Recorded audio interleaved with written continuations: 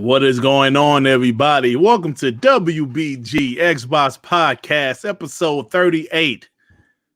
And fellas, if there's any ladies in the chat, 1 week away from the Xbox Series X and Xbox Series S. Can you believe? You know what? I can't believe this. Sean, can you believe this, bro? 1 week away. It's crazy. Like, we've been counting down the days on. Like today, same as you did. Like, I went into the store today because England is going into a lockdown, and I had to go pay today in full so I can collect it for next week. And I actually got to see my consoles, the Series S and X. And obviously today, a payment went out for you as well, Des, so you were happy as well. Absolutely, man. They took the money out of my account, so that means it is coming. You know, because I was still scared. You know, even though I had the confirmation number, I was still seeing people's stuff get canceled. I was like, damn. I hope mine's coming. But yeah, so yeah, it's great, man. I saw you picked your, well, you didn't pick it up, you paid for it today, and that's great to see you got yours secured. And yo, I'm just excited about everything. But before I get to the rest of the panel, let me say what's up to the people in the chat. My boy Pixel Slapper, what's up? Gander Lad, Shiz No Elite, King Reaper, what's up, King? Paul AFC, Crap Boy. Yes, Crap Boy, Pony Ass is back. And he's already talking shit. We see you, Crap Boy. There's two accounts. There's Crap Man as well. Yeah, he be having all kind of different shit. The real Kalito, what's up, bro? Leafvo, Potion Sword Run, Black Cardade 1. I believe I said that right. Jose F. Who else? Nene, is that Nene? 28. Sean 786. Who else we have? We have Coy. What's up, bro? What's happening with you, man? Crap, man. So yeah, you are. Yeah. Oh, now I see what you're saying. So I definitely has two accounts. He goes. That's my brother. That.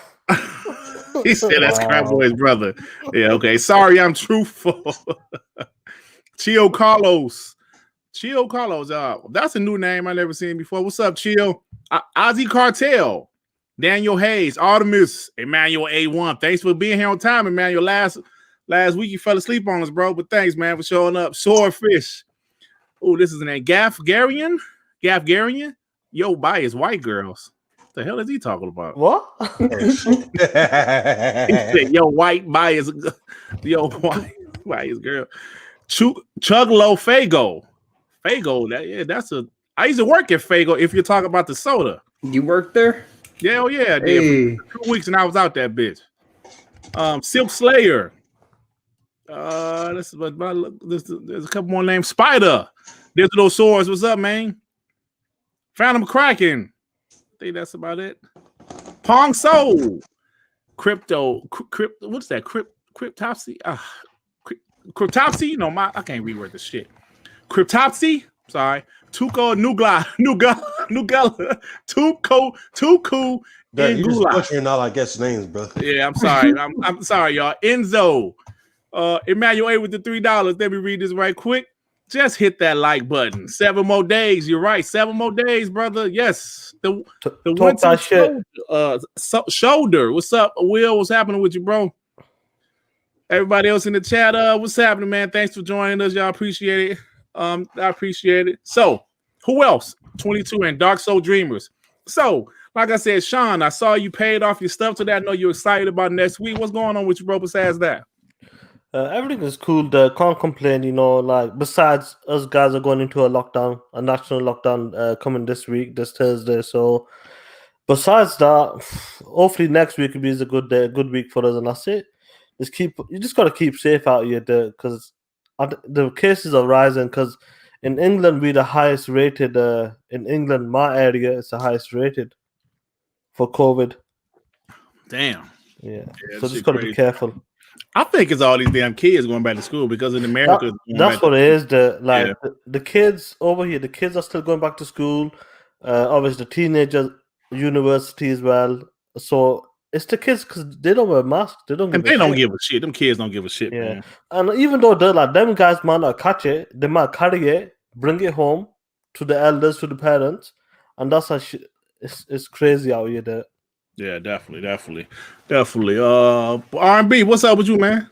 I'm doing good, man. Doing good. Survived Halloween. That was the first trial. Now the second is getting through these elections. Hopefully, the Ryse don't tear up the city so I can get my Xbox in time. But, you know. Yeah, man. The R&B, did you manage to get any pussy? Then or what? Sir, this is a children's show. Yeah, this is a PG-13 show, Sean. What the hell are you doing? It's midnight over here, so let's go. Joe Hands, what's up, bro? You there? Yeah, I'm here. What's up, everybody? I apologize if anybody hears a buzzing sound or any kind of weird sounds in the background. My mic sucks right now, and I can't fix it apparently. So, but everything's cool. Besides that, there we got you, bro. Devin, what's going on? What's going on, man? Not much, man. I've just been putting out more videos lately, and looking forward to playing games on the Series X. Hopefully, I can get one on launch day. I'm gonna try and get one on foot. I couldn't get no more pre-orders. Have been showing up for like months now, so hopefully, I can get one. Hey, man, you might have to stand in Best Buy line or GameStop line next Monday. Yo, Dev, you're forgetting something. What did you get last week? I got that OLED, man. Oh shit! Talk that shit, Dev. You ready? Hell yeah, man. The LG CX. Yeah, baby. He ready. He ready. Yeah, on my list. Last but not least is our special guest, my man Op. What is Op? Yo, thank you for joining us finally, man. I finally got you on here. Hey, what's going on with you, bro?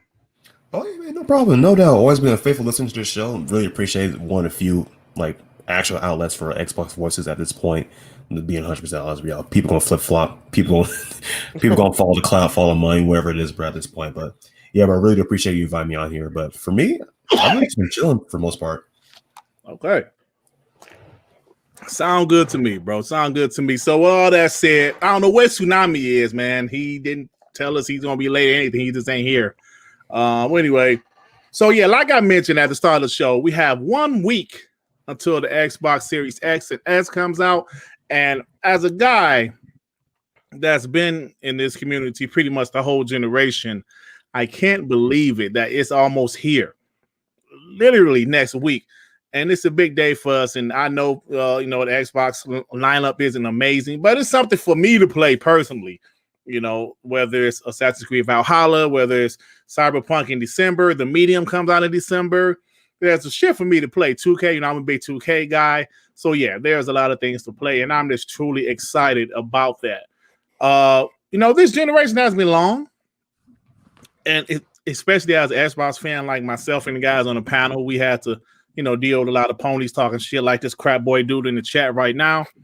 But kiss our ass. Because it starts over, right? Everything starts over next week. And fellas, let me ask you guys. Sean, let me start off with you. Next week, it starts over for the Xbox. If you think about 2013 and you compare it to 2020, what's the difference in your just name some differences you've seen with your eye? Let's start with the negative, the launch lineup. When it comes to the first party, definitely that's definitely the weaker part when it comes to the Series X and S launch compared to the Xbox One. Yeah. But besides that, the messenger's been pretty much spot on since December. They've been front forward. They give the X and the S to the YouTubers, to Digital Foundry, and they're doing a good breakdown on the console, what it can do, what features you can expect. And obviously, all the games are from all your current gen from the OG up to like current gen. And the biggest thing that we got definite going into this generation is the studios. From like 6, 7, 8 studios, which obviously we know a couple of closed down this gen. We're up to 23 studios and still counting the. So this is going to be a totally different gen because we got the studios to produce them games. We don't have to rely on second, third party deals right now, which Phil should still get some second and third parties before the first parties got the games ready to go. But overall, the biggest positive is we got the power narrative. We got the studios, services on point, which is getting better and better. It's going to be an exciting generation there because the game is changing. I really do believe the game is changing because of cloud gaming as well.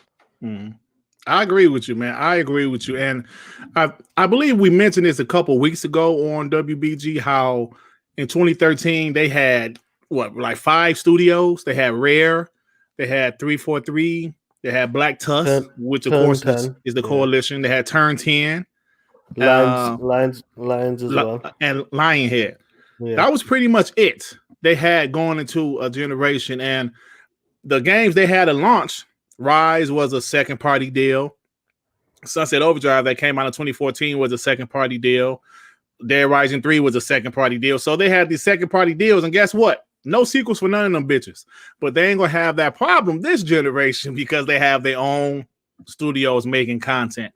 So hey bro, let me ask you, man. So if you really compare 2013 to 2020, like, is it a night and day difference, or is it just me?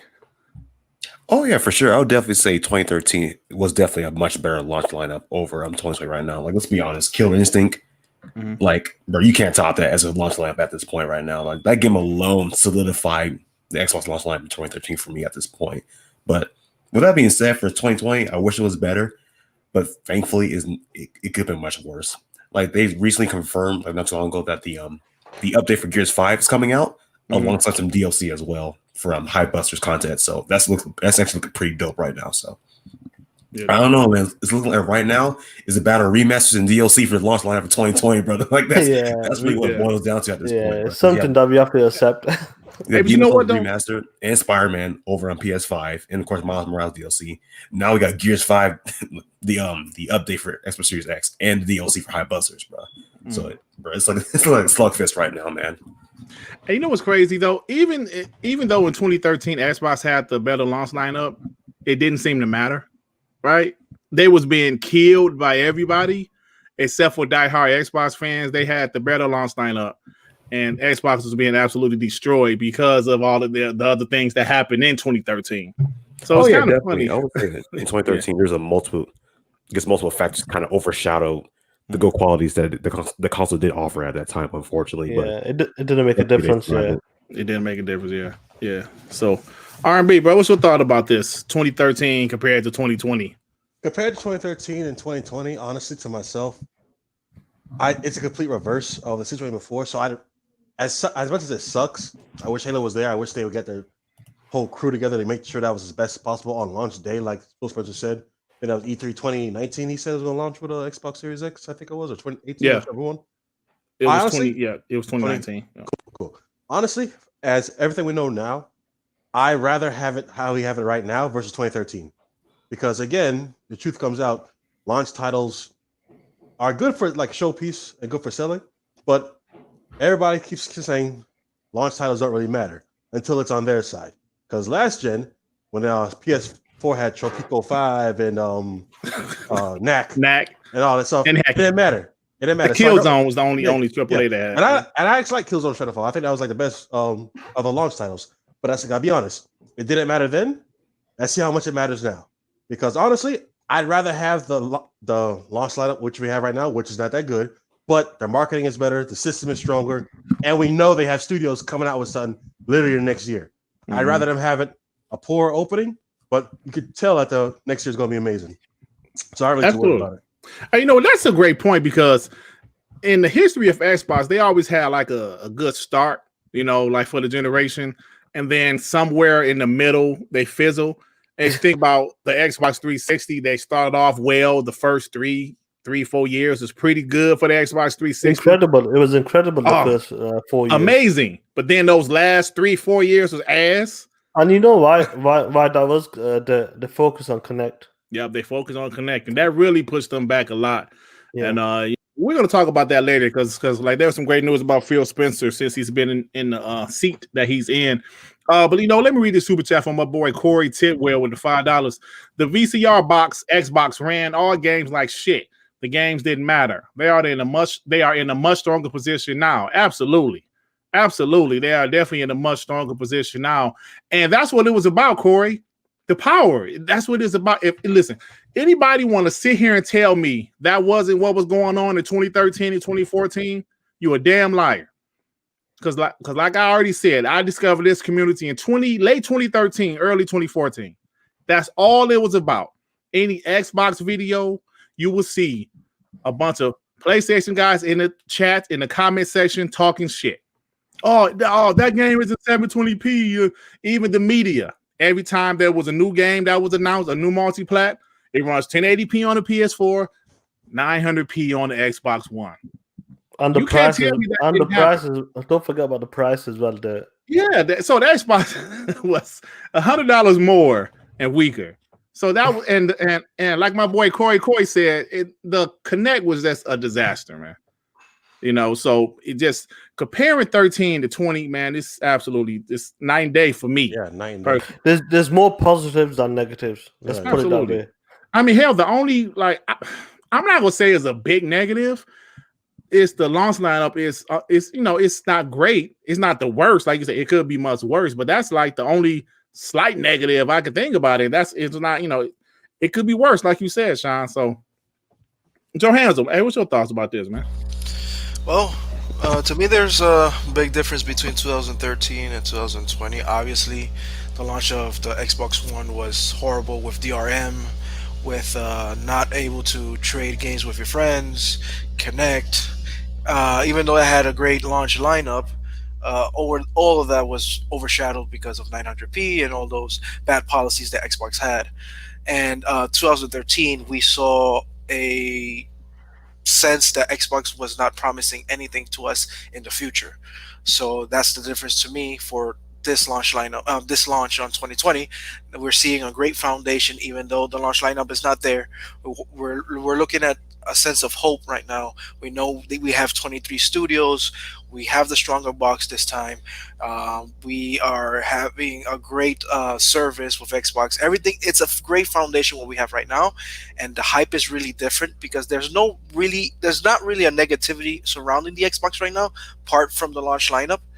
But as fans, we're watching how Phil and his team is making this great effort right now just to keep us engaging with new games and whatever. I mean, yes, we have to wait a little bit, but at the same time, we're watching their effort for the future. We're just waiting for great things in the future. So to me, that's the difference between 2013 and 2020. It's just we have hope now. We have a greater foundation for great things to come. So, absolutely, well said.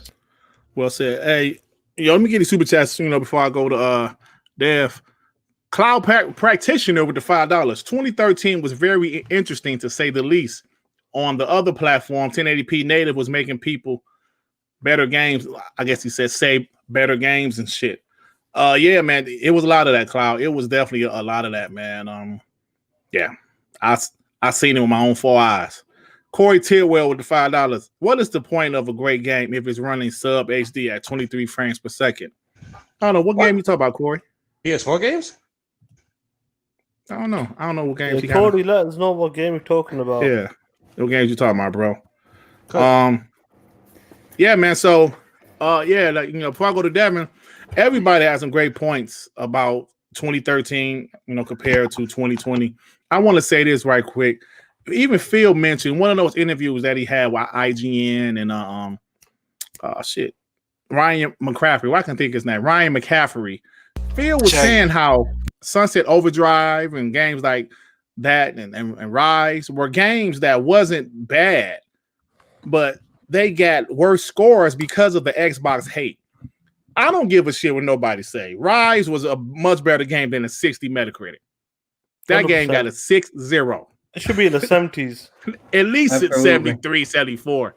Yeah. But that was like the hate they were getting in 2013 was ridiculous. And it's a different ball game. I'm not saying they're being praised now, but they're getting much more positive pub than they were in 2013. So hey, yo, Devin, so what's up, man? So what you feel about this? I definitely feel like Xbox is getting way better PR than they were in 2013. I remember when the one first came out, I liked playing Titanfall on it, the original Titanfall.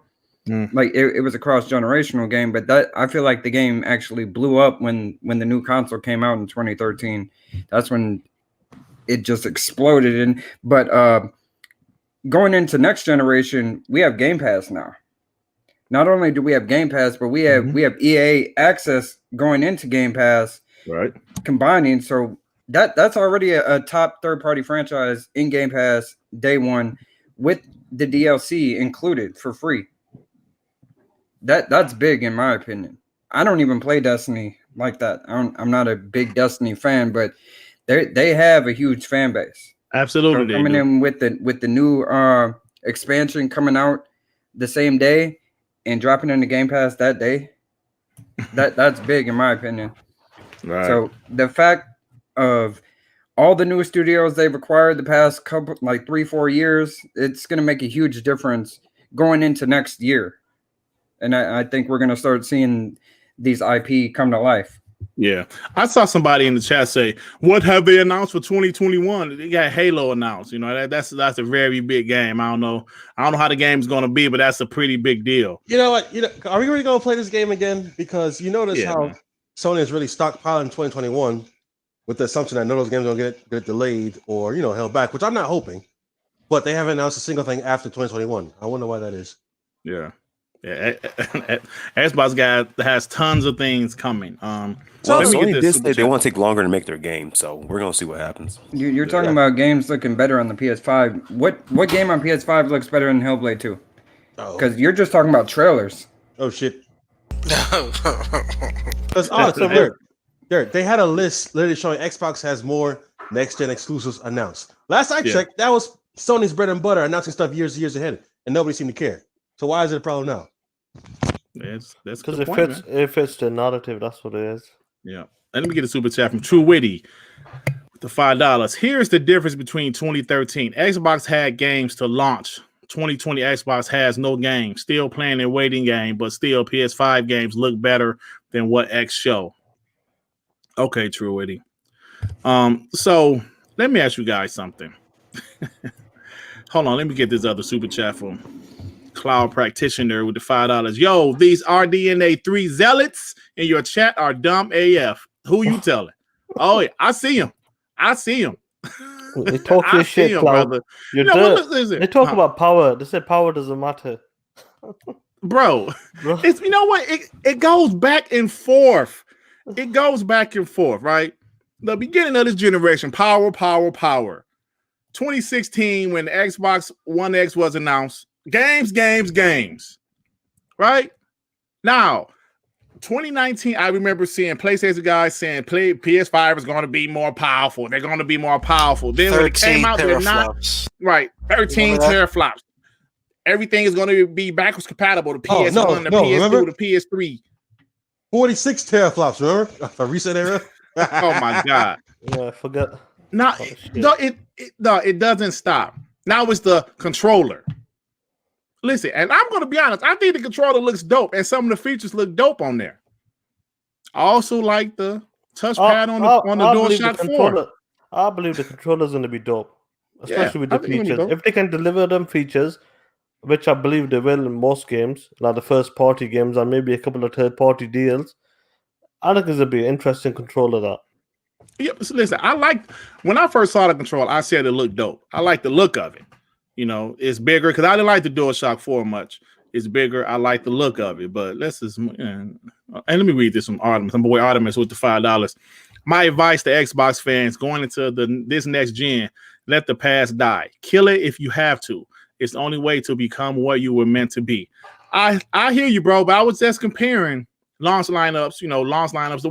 The launch of 2013 to 2020, not just the launch lineups, but what was going on with Xbox, the public perception of Xbox at that time. And I just think it's a night and day difference. Yeah, like I said, this is like the final week, and we can talk about next gen. Next week is next gen. That's it. Next week is next gen, literally. Geekhead 188 with the $5. 2021 Halo, Starfield, Forza, maybe Wolfenstein 3. Yeah, man. They have so many.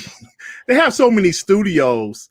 They have so many games announced, and they have so many games that haven't been announced. But these studios are making. Just let that sink in for a second. I personally think we're gonna see Starfield this year, like a trailer or some shit. Mm-hmm. Yeah. So Xbox can't run Godfall. Anyway, anything else about this topic, man? Let's go move. Let's talk about. You know what? Everybody know I'm not a tech guy, but what is going on with this RDNA 2 right? Now, Xbox came out and said that the Xbox Series X and Xbox Series S are officially the only next generation consoles with full RDNA 2. Now, we've heard that's why they had to hold back. Well, that's why the dev kits were later than the PS5, because they had to wait for RDNA 2 to be fully integrated until the console. All right, so that's why some of the games are, like some of the like the dev kits were behind the PlayStation. Excuse me. So we're hearing this, and I think that's good news. I'm not a tech guy. I don't know what the hell RDNA is, but from what I'm hearing from the rest of the community, that's good news. But of course, they won't let Xbox have nothing. Right? Johannes, now they're saying full RDNA. They're saying the Xbox Series X and Xbox Series S having full RDNA 2. The only consoles with full RDNA 2 is because the PS5 is using RDNA 3. Now, before you say something, let me get these last couple super chats, sir, if you don't mind. True Witty with the $2. Geez, T-flops don't matter. It never have. Stop it. The fuck? Hey, we were just talking about what something that y'all said, True Witty. Oh, shit. It wasn't us. It was y'all. Corey Tidwell with the $5. Ponies keep pushing this narrative that PS5 games look better than everything on the Series X. I disagree. Gears 5 look crazy, and we haven't even seen Forza Horizon 4 yet. I don't think Gears 5 gets the props for being the best game. Everybody was trying especially so hard running to that 60. It was running that 60 on the Xbox One X, man. I say it many times, and I say it again. I don't give a fuck which show is on. When it comes to the Unreal Engine 4, the Coalition are masters at it. They're probably one of the best or the best at using Unreal Engine 4 when it comes. I'm not talking about the best game. I'm talking about the engine. Yep. Unreal Engine 4, they are the best. What they can get out of that engine with like a 1X. And watch the Series X. Watch the difference. Right. They know what I mean then. Yeah. Cloud Practitioner with the $5. September 2020 will be remembered as the era of rise of the pony pork beggars. Oh man. Yeah, they're in layman terms, because I'm not a big tech kid, I would like to learn more about it. That's why I have to go to my PC master race, quote unquote, brethren. But it's just another, I guess you could say, series of chip parts and GPU and APU, all those parts, the components that make up a system. Microsoft just went to them and said, hey, we want the best. We're willing to work with you for it. We're willing to pay for it. So that's when they came out and said they have full RDNA 2 and PlayStation does not. PlayStation has parts of it, but when they looked at a list of things that define what RDNA 2 series is, like variable rate shading and DirectX and all these other things, Xbox has more of them, if not all of them. I think PlayStation has a few of them, but I think just that few. And that's what Mark Cerny came in and said, well, we're going to develop it this way. We're going to focus on these things. And that's why they focus on SSD and the loading times and how fast it load games. And so it doesn't mean the console is trash. It's just a new buzzword for this generation that everybody's focusing on. One system has it full through and through. One system has it doesn't. And if you think I'm lying, ask yourself this: is AMD a liar? Right. Because some people act like AMD is just flat out lying. Yeah. Hey, True with the $2 plus Infinity Cash is in RDNA 2 and Xbox don't have. So you're saying Xbox doesn't have RDNA 2. Okay, so AMD and Xbox is just flat out lying. Well, the difference is the memory bus. When it comes to the PC card, is that they're 256. So they do need it. I think they're lower than that. Like, I know other people know more about it, but the Xbox doesn't need it because that's over 326 memory bus. So it doesn't need that. But let's see when the time comes. When the time comes. Look, these guys are coming for RDNA 3 now. Forget about RDNA 2. They jump to RDNA 3 now. So when the time comes, they know the difference. When these developers use the techniques, give it year 2. Watch what they do with the Series X compared to the PS5. That's what I'm going to say. Just watch. You already what's up, Kid Smooth? Hey, what's up, Kid Smooth? You already see what it does with backwards compatible games running at 4K 60 and 120 frames almost sometimes. Without optimize. Exactly. And let's be honest, this whole narrative about the PS5 having custom RDNA 2, it's just a smokescreen at this point. It sounds like Sony came up to check out and say, we want to get this full RDNA 2, and they saw that price let's take this away, let's cut that back. We're looking at this price now. Okay, let's take this away, let's cut that back at this point. Like, this is what it looks like at this point. Like, they just They couldn't get the full RDNA 2 at this point, so they cut away at features. People are trying to cap for them at this point. It's just stupid to me. I'm sorry, go ahead. Well, yeah, like I said, they're both custom, but like I said, one has full set. This is from fucking AMD. Look, don't get me wrong, they're both RDNA 2. Like, they're not lying when they say that. But the difference is like, let me give you a prime example. Let's say me and you, let's say we both buy a car 2020. We both get a Ford Mustang. I said, yeah, we both got a Ford Mustang. What model do you have there? Mine's a 2-liter. Mine's a 5-liter supercharged.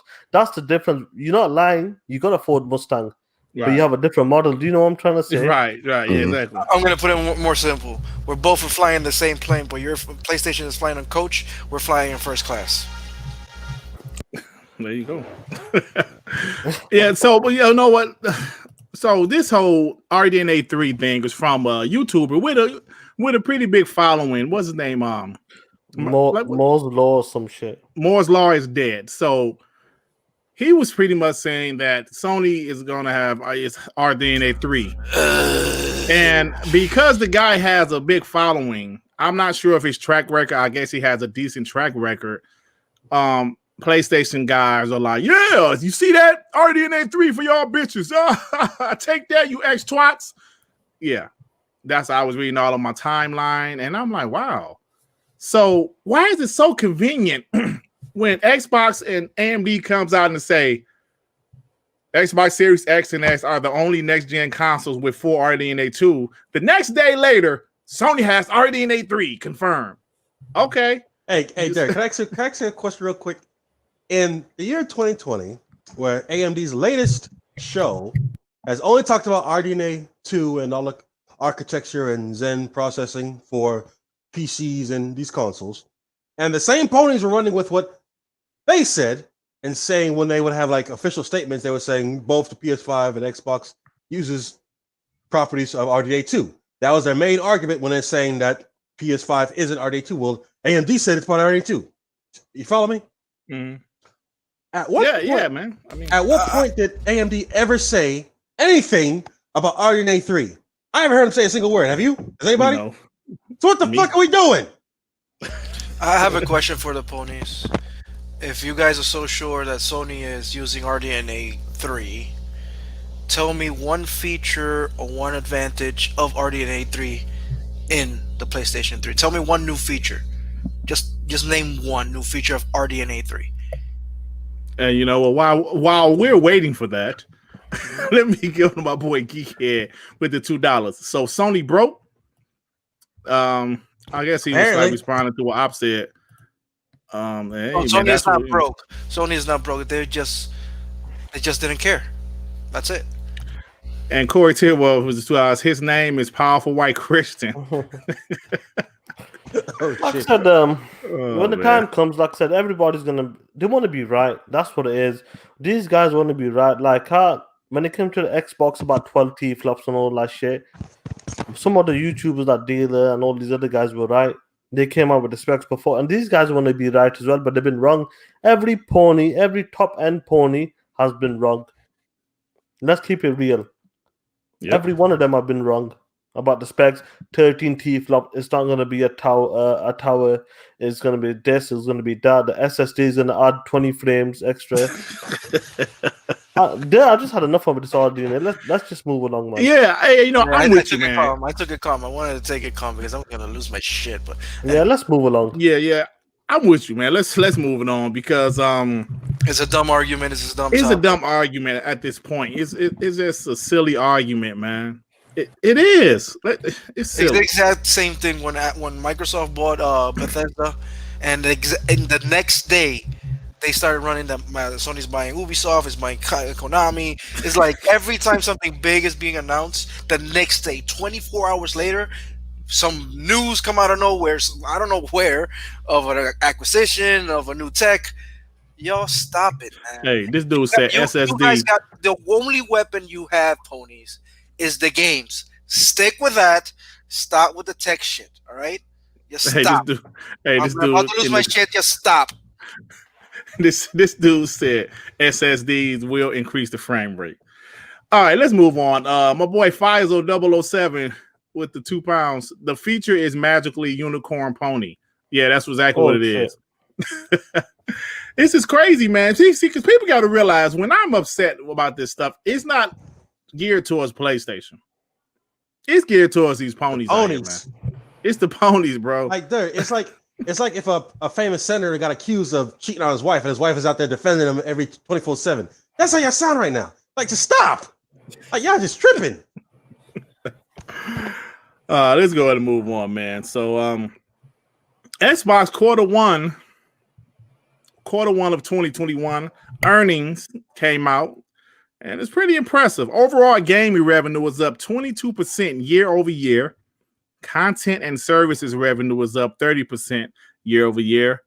Microsoft notes that Game Pass subscription, first-party software, and third-party game sales led the way for growth metrics. First-party software is in there. What the hell games they talking about? Xbox ain't got no game. Sucker blood. Are they talking about what they talking about? Sea of Thieves? What?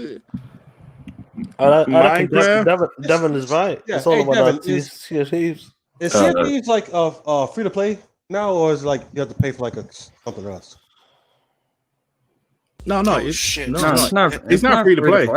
It's on You Game still have to Pass. pay for it or Game Pass. Because I'm trying to figure out how is it first parties leading them in profit. I'm trying to say I don't think they have a lot of first free to play games. So I'm saying this money must be coming from them just having subscriptions and people buying the game. Well, it's a couple of things. Because in Sea of Thieves, I think they finally added monetization via buying pets as well as companions in that game as well. And of course, there's also Wasteland 3 dropped recently. Minecraft does has dropped. Gears 5, the microtransactions in that game as well. Possibly Halo 5 as well. As far as recent games, I can't think of any other recent first-party games. But they would class that as like the Wasteland 3. They would class it as a first-party game. Yeah. Yeah. Bleeding edge, baby. So as far as most recent, like Wasteland 3, Gears, Gears Hey, Tactics, don't forget Battletoads. Battletoads shit. as well, yeah. Oh shit. Wait. So The bottom line is that even though we don't have the supposed bangers that everybody's talking about, Game of the Year contenders and all that bullshit, Microsoft still has a healthy and ongoing business that is going well for them. I wish they showed the actual numbers of how many units or copies they sold of a game, but at the same time, just looking at their numbers, how well they did, it's like if they're doing well with crap, according to ponies, imagine how they're gonna do with all these new studios popping on games. yeah, exactly. And that's what I'm thinking because they're doing well with some nice AA and indie games like Wasteland 3 I like, but it's an RPG that's not really Flight Simulator. Yeah, Flight Simulator. Flight They're Sim as doing- well, yeah. Which Yeah. is a big thing. Yeah. Yeah, exactly. They're like, I saw they sent some YouTuber couple a whole flight rig system to like move and fly the thing. That was amazing. So look at how much energy they're putting in for these games, which aren't quote unquote AAA bangers, but it's making them 30% increase in profit is leading the charge. Imagine what happens when the Bethesda games come into the Game Pass. Imagine what happens when all these games they announced start dropping. But like you said, R&B, like the games right now, everything's looking good. Game Pass, the services are going up. It's increasing. It's not decreasing. So as soon as the other game starts coming in, like I said this in the DMs and Dirtbees in the DMs with us, and I said the game is changing. A lot of people are still going to be talking about MPDs and all that bullshit. The game is changing. The game is changing. Trust me, it's not going to be about MPDs or that. It does matter, but it's all about services now. It's about getting that user engagement. People into your service. Let me get a super chat. Rain G4 with the $2. Ponies equals Karens. Oh shit! Yeah, that's how they act right now, bro. Yeah, like literally, like Sean, you're exactly right. The next talking point, which is going to be in the 2020 Sony Pony Downwards Control Report, out after this show. Stick around. The next talking point is going to be not about console sales, not about all the stuff we talk about. It's going to be about subscriptions. Port begging. Yeah, port begging, subscriptions, and user engagement. And Xbox has already beaten them subscriptions because it has like what 15 million in Game Pass. Yeah, already. And PlayStation now has just finally cracked 1 million after a while. I think they had like a 2 2 million Yeah. or something. Fizo 007 with the £5. Sony spent their money on a dual vibrator controller. Oh shit! No, he's right. He's right. I mean, the technology inside the controller are equal of these high-end dildos. I'm not even joking. Oh man! Digital swords with the $5.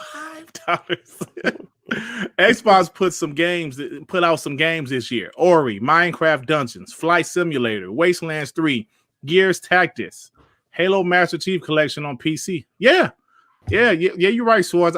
I guess we we were just thinking like on the top of our head and we couldn't really remember.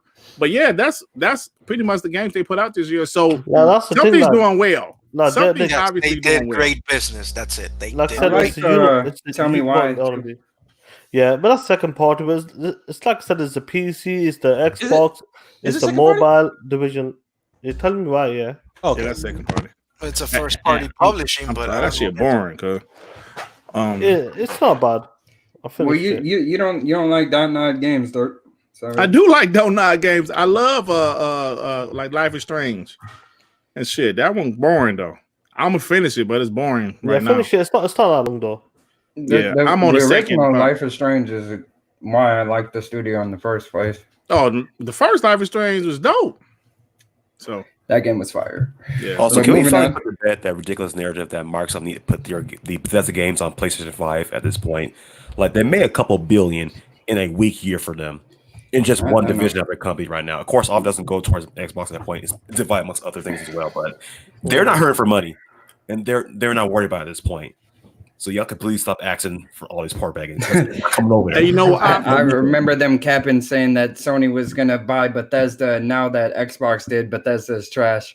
It's just Oh, severe. yeah. deflation tactics right now. Hey, man, that's a great segue because I actually wanted to talk about something that Todd Howard said last week about that.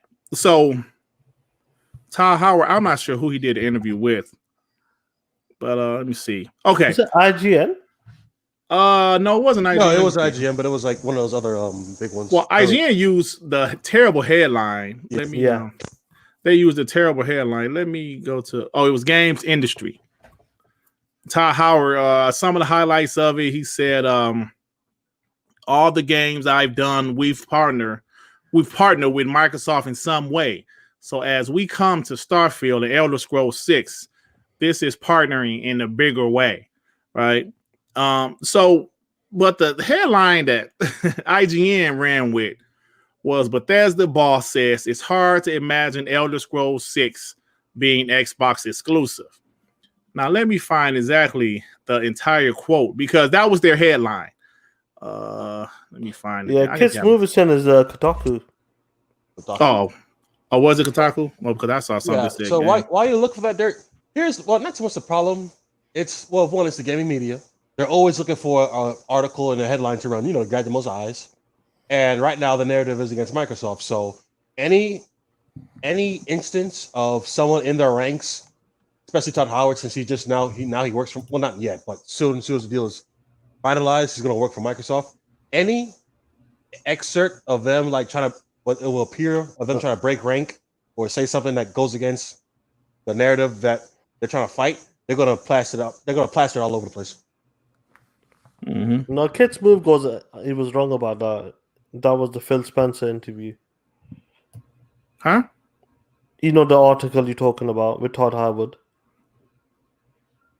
No. Oh, that was an interview to Todd Howard. They asked him. Yeah. It's hard. Hard. I don't remember that quote. It but was Games Industry because I'm looking at it right now. because they changed the quote. I mean, he said, "Yeah, it could be hard to imagine." No, he never mentioned said- Kotaku. he said. Yeah. He talked about the. He said it could be hard to imagine, but he never said it is hard to imagine Bethesda games only exclusive to Xbox. I mean, they put some. Can you read the quote? They always do The that. context is really not even there. The context was really different what he was trying to say. Yeah, hold on. Let me try to find it because I thought I had it. Damn it! I'm telling you, I'm never prepared properly. I'm sorry. But yeah, let me find it. Yeah, but you're right because I guess the interviewer asked him that would be hard to imagine to see an Elder Scrolls game being exclusive to Xbox and he said, yeah, let me see if I can find it verbatim. But he pretty much said, yeah, that would be hard to imagine. But like you said, IGN ran with it like he said, yeah. I can't imagine it being, They always take it out of context, and like everybody, trust me, in February, once the deal is done, sealed, watch everything is gonna change. Right. They're gonna be talking that shit early next year. Yeah, once that deal is done, they'll be talking shit then. they'll announce the game's exclusives. Oh, they're already talking shit, man. Yeah. No, I'm talking about like PhilSpencer will start talking this shit. You know, Todd Howard and all gotcha. these guys. Yeah. On the Phil Spencer interview, he said he can't talk because of legal reasons. Yeah. He can't do things. He's not in charge of whatever Bethesda is doing now because he can't. It's not his job right now. As of right now, he can't do anything. But once February or whatever the first quarter starts, and that deal is basically the ink is dry and everything just is bought and is on Xbox, believe me, you will see marketing. You will see all that jazz going down. And little by little, your games will start being pulled out from the narrative of going to PlayStation, whatever. I mean, you're gonna keep on seeing these old Bethesda games on PlayStation. That's what he's talking about. But he doesn't want to take these games off other platforms. He's talking about the old games that are there right now. They're gonna stay there forever. But the new ones, F you. Like, I don't know about you, but I'm real excited for what Arcane Studio is going to do going forward right now.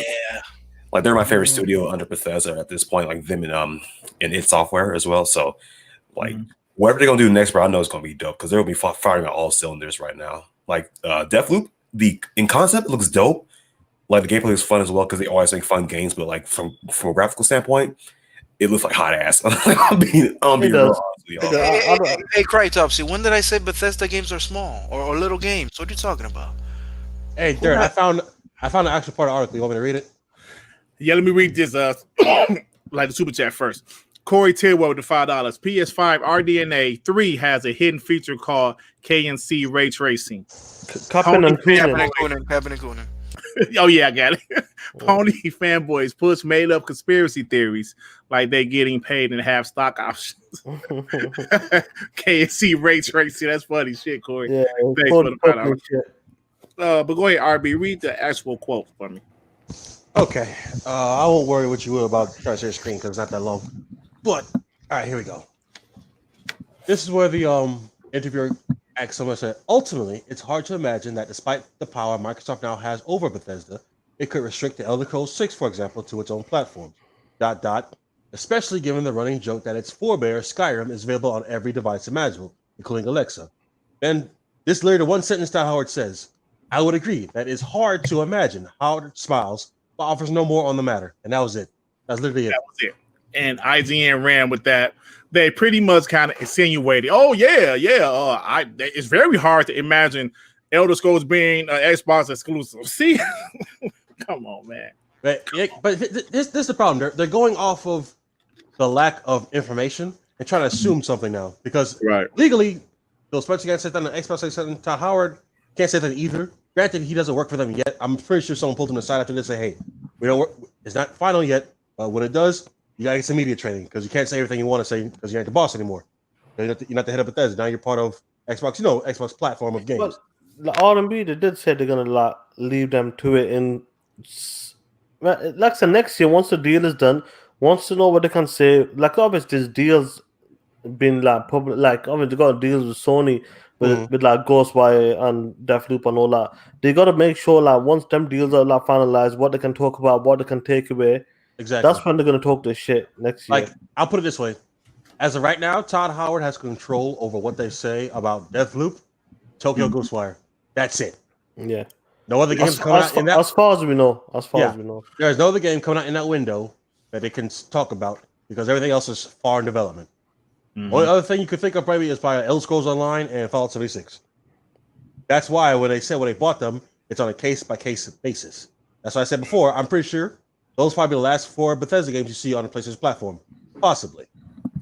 I agree, except for the ones, like Elder Scrolls Online and Fallout 76. Those games will continue to be supported. But I agree, everything else, I think it's going to be Xbox shit, man. I mean, because when you want people to subscribe to your platform, to your services, so if that PlayStation player really wants to play Fallout 5 or Elder Scrolls 6 and they don't have a PC, or if they do have a PC, shit, I'm just going to get Game Pass to play those games. If they don't game on PC, they will most likely get them an Xbox Series S or xCloud or something, but they will still subscribe to Game Pass. They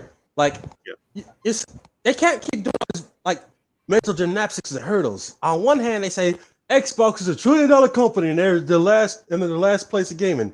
But then when they make $1 trillion moves, not saying, well, they need to keep it everywhere to make money. Like, are you serious? Are you serious? Yeah, like, come on now.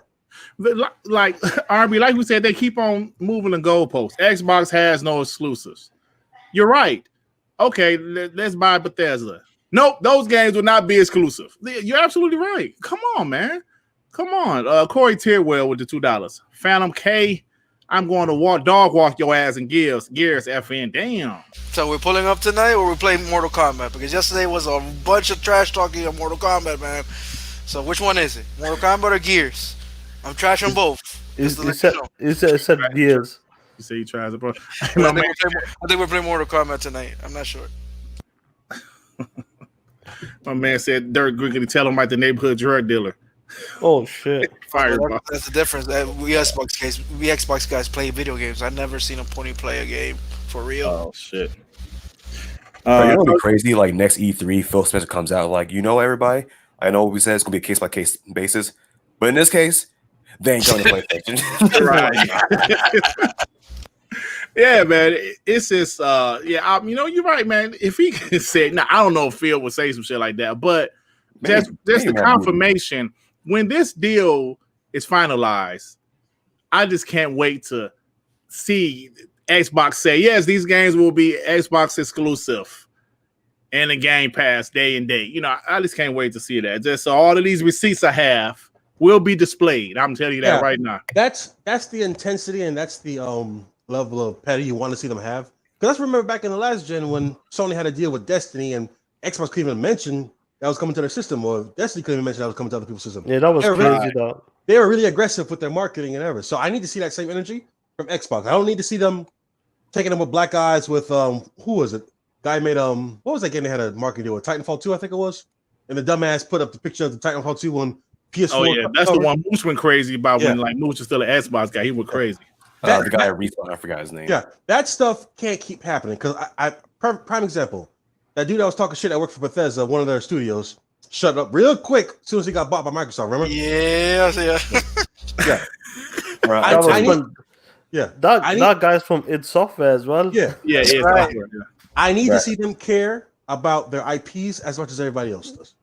Yeah, and that was crazy. Like within an hour, talking like, shut up, bro. You know what's going on, bro? Like OP, you would have sent it on Twitter. Like he was talking that shit just a week before. So he didn't have not even a clue that I was fighting with him. Remember? Yeah, we all were fighting against that guy, but like he didn't even.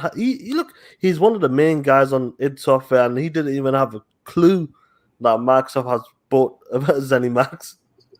Oh yeah, man. But then he deleted all those tweets, so he had shut up real quick. Man, it's how we're emailing my bro. Shut the fuck up. Shut your ass up. What's going on, man? Hey, man, you got another great segue talking about the Xbox Series S. Well, first, I didn't ask everybody. They got a opinion on what we was just talking about. So we just move on. So Xbox Series S, because that guy from id Software was saying how the Xbox Series X, is more work, and it's kind of, like a lot of developers aren't happy with it.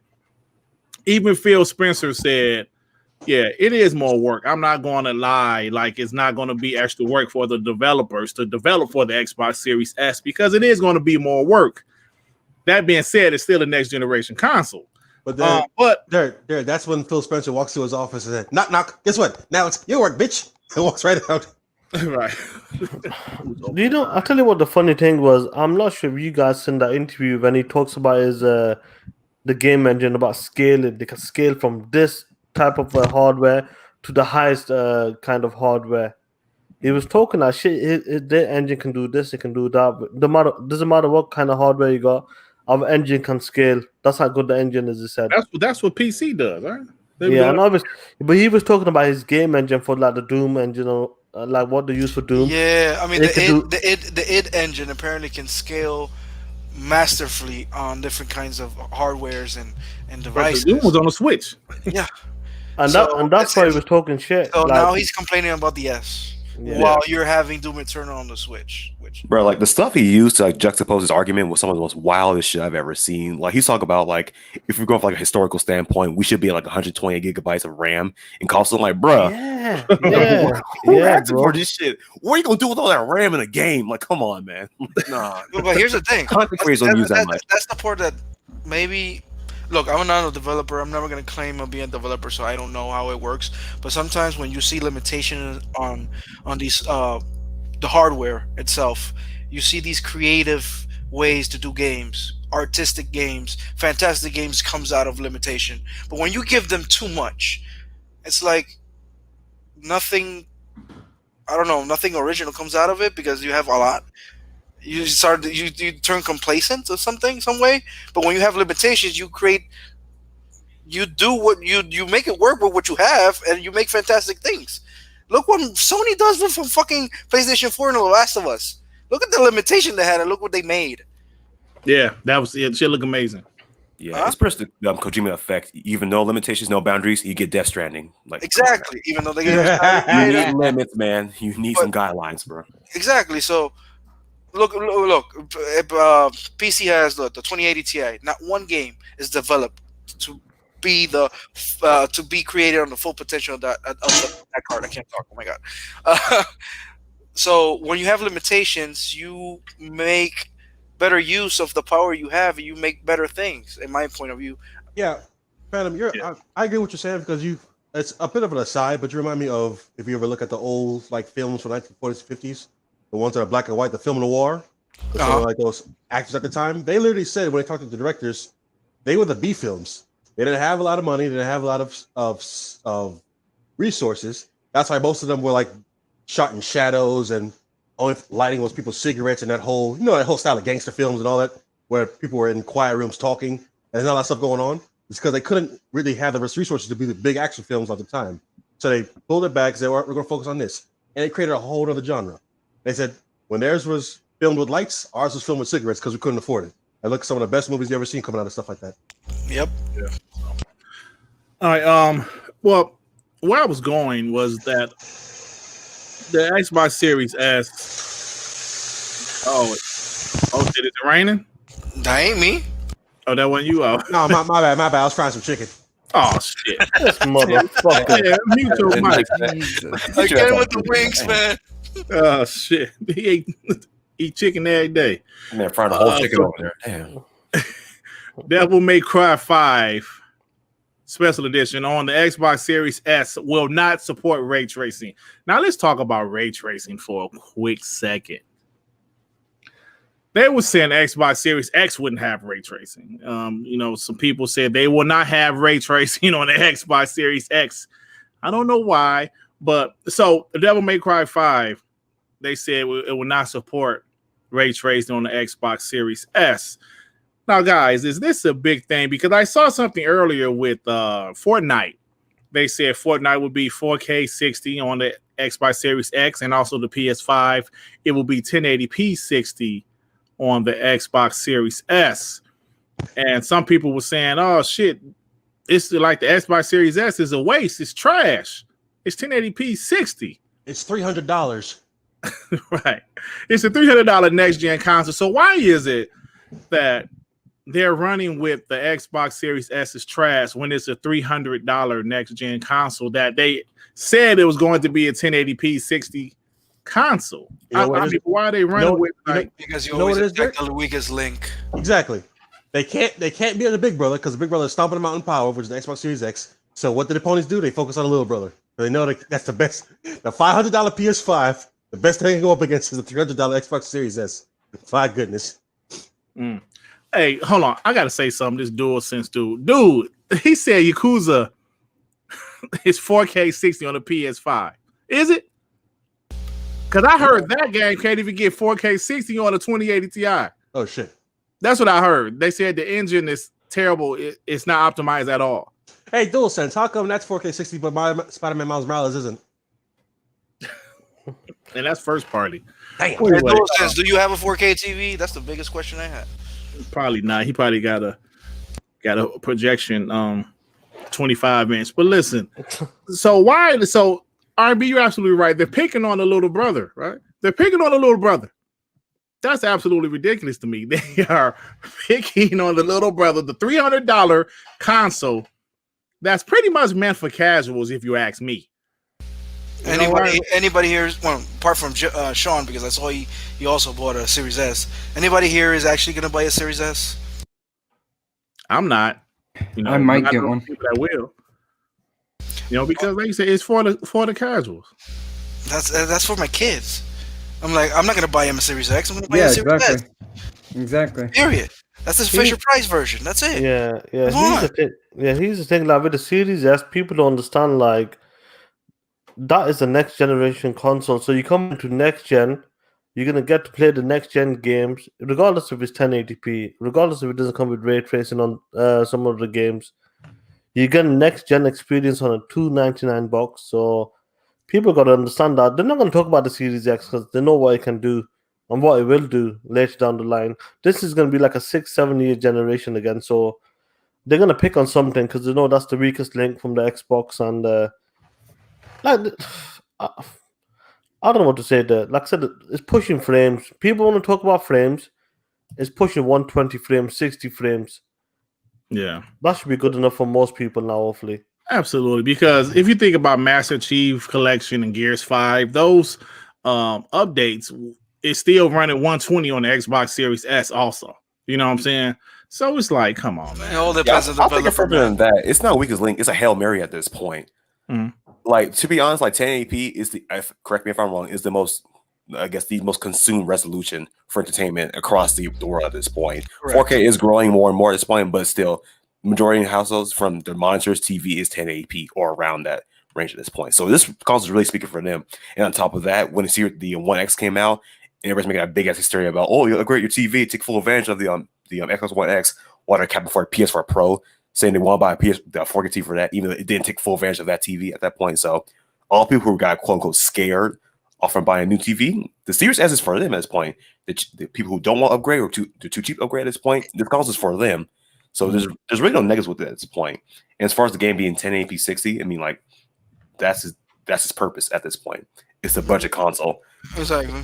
It's the budget console. I mean, you know how many people I've known that have bought a 4K TV and think they're watching cable at 4K just because the TV is 4K? Right. Didn't even have a clue. You understand what I'm trying to say? Yeah. So you know how many people think things casuals, they don't care. They just want to connect it on their box. The TV looks good or whatever, and they're going to play their games. They're going to play NBA. They're going to play their CODs. They're going to play their Fortnites. And who's capping for Fortnite and 4K when that game is cartoony anyway? Yeah, but look. But the thing is, it also upscales to 4K too. Don't forget that. True. Are we still upscaling in next gen, bro? Come on, that's just sad. Well, I mean, for the Xbox Series S, you know. Well, you're going to see a lot. All of the consoles are going to be some sort of upscaling if they push the ray tracing. PS5's got upscaling games to 4K. But again, if we're being honest, Demon Souls. Yeah, Right? if we're being honest, there are more natural 4K 60 games on the Xbox side versus the PlayStation side, which is That's still a doing remake, performance it's not a games. reboot. Correct. Yeah. Let me get the super chat from Geekhead with the $2. Nah, he has HTCL. Oh shit! Who you talking about? Probably DualSense. I don't know who you're talking about. Let me get this other from John Mark Louise with the $2. Pony's just mad they can't F with Xbox no more. Yeah, man. Oh man. Anymore. Yeah. Hey man, did somebody time out DualSense? No, not me. No. Because I saw somebody say bad DualSense. I don't mind no pony talking shit on the chat as long as it's not, you know.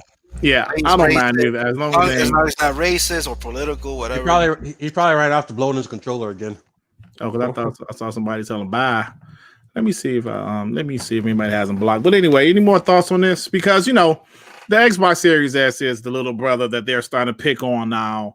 Like R&B said, they're starting to pick on the little brother, you little punk. When the big brother ain't around, the big brother. So they pick on their little brother. So it's crazy, man. Well, anyway, let's move on. Oh, let me get the super chat first from my boy Faisal 007 with the £5. Most of dating sims games will Most updating Sims games were PS5 exclusive because of the controller. Big W. Oh, because you say you be blowing on the controller and stuff. Oh shit! Oh damn, Faisal. Hey, you know what? I think you're not wrong. That's a good For one. real, for real. Though a bunch of crazy Japanese games are gonna use that DualSense like no other, baby. Yo, man. That preview that everybody was hankering for. Remember when the Polish like, yo, you just wait. They're gonna show the PS5 in action, and he's the strangest Japanese YouTubers I've ever seen in my life doing weird crap with this controller. Remember that? Yeah. You look like you walk out of an Austin Powers movie, just blowing on a controller. What the fuck is going on? Shit. Yeah, whoever basically kind of man it, put him back in there, bro, and lock the door like that. Hey, wait. Talking about the DualSense controller, I know Astrobot is having all the features, and people are talking about great things about the controller, which is nice. I'm not fighting that. I haven't heard nothing about the features on Spider-Man or Demon Souls, I think. Have they said anything? Are they going to use those features, or it's just some good question? Just ask any ponies in the chat. Hey, Shake, man, they announced any DualSense features for Spider-Man? It's an honest question. Stop thinking we're hating. No fanboy stuff. Honest question. Because hey man, y'all talk shit about me last week because I said I like platformers, but I hate Nintendo. But Astrobot, that was a dope ass VR game, man. I'm sorry, that shit was fire. And I didn't even buy the full game. I played the demo. Was like, damn, that shit kind of dope. I actually wanted to get the full game, but I never did. Let me get the super chat. Rain G4 to $2. The little brother has a pocket knife. Oh shit. The little brother, yeah, man. So yeah. What? Anyway, what was we talking about? Okay, so you ponies are the most vocal, and now we're asking a legit question. None of you can answer. Right? Oh, because they don't know. They don't fucking know, Phantom.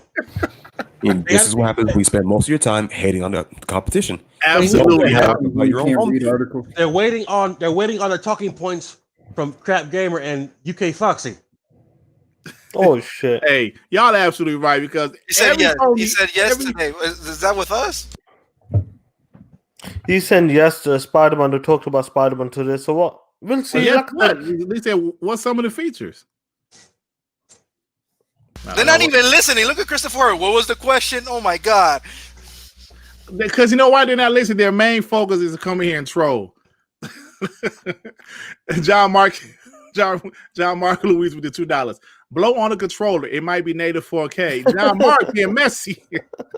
4K 60. John Mark being messy. Hey, Christopher Hart just tripping, man. He didn't hear what it says, so he just shouting out. My question is, apart from Astrobot having the full features of the DualSense, is there any other game like Spider-Man, Demon Souls, Bugsnax, whatever you want, has those same features or integrated features with the controller? That's all I'm asking. It's a legit question. No rush. Answer the question then, bro. I don't think those games have any big features. I think Astrobot was that showpiece for the controller. It's a showcase, definitely. That's why every PS5 comes with that game, because they really want to show what the controller can do. Which is smart. Yeah, which is definitely smart. NBA seems to happen. Yeah, that too. But it's a third-party game. We talk about first-party. It feels like the game's purpose is solely to show off the controller's features, and that's it. No, but Jared, I was laughing at Chris Hart because he was not paying attention. He was just shouting out Pony talking points. He was like, "What was the question? Ray tracing." I saw you say ray tracing. Let me get this. Wakanda Xbox news today with the £2. Jim has not given his permission to tell us. Right. Hey, you know what? But since we talk about VR, let's actually talk about something that Jim Ryan said. Now, me as a guy that actually has a PSVR, I got it a couple years ago. And I'm gonna be honest, it's a cool technology when you first get it. It's really cool. But then you just kind of, I'm done playing it. So over 2 years, I only played the bits about 5 or 6 times. I finished that game, Blood and Truth, which was actually pretty good. They should let them make a regular game. Like a new Getaway would be perfect for that studio. Astrobot demo had the Doom that came with it. The Doom was terrible. It made my stomach hurt. But Jim Ryan, now listen, this isn't me saying this. This isn't anybody on the panel saying this. But I'm going to read the quote from Jim Ryan. Let me find it. I'm sorry. I got so many topics and we can't talk about this. So Jim Ryan, the quote is, PlayStation CEO says VR won't be meaningful part of gaming for years. He said it won't be a meaningful part of gaming for years. So I think what he's saying is VR didn't do as well as they expected. Like we've been saying for years. Right.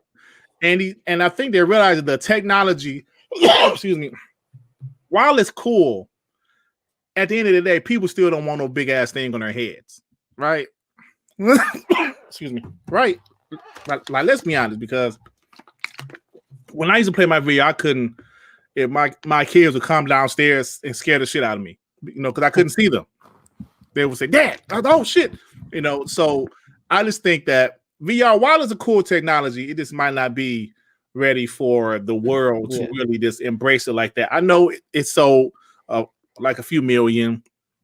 They have a bunch of different VRs on PC, but I don't know, man. So Jim Ryan is saying that. So what you think about that, bro? Jim, why is Jim Ryan saying this? And was PhilSpencer right for not including VR? I know he said in 2016 we're going to have VR. Then he kind of went back on it. So, what do you think, bro? Well, first, PhilSpencer was right to, backtrack on VR because it will have been divergent of resources at this point to cater towards a niche market that is VR at this point. And to be honest, VR wasn't really going to enhance the Xbox portfolio as far as game offerings at this point because it's a barrier to entry to play the games first of all because you have to buy a peripheral to play them. So that's really not going to help the quote-unquote game issues that they had throughout the generation. So yes, I do agree with him. He was right in the beginning to ease off of it because it wasn't worth it.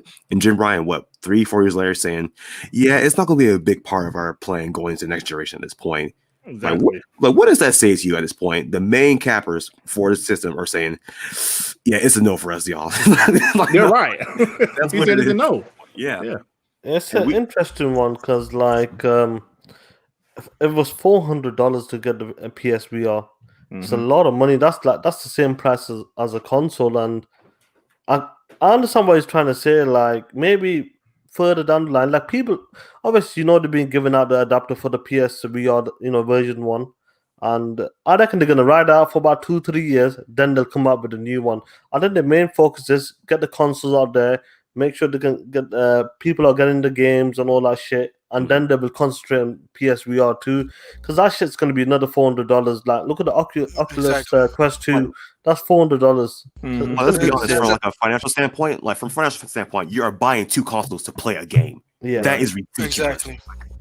And here, the thing is, I think they realized that the R&D to make a VR headset, a wireless VR headset, you can't do it for the cheap.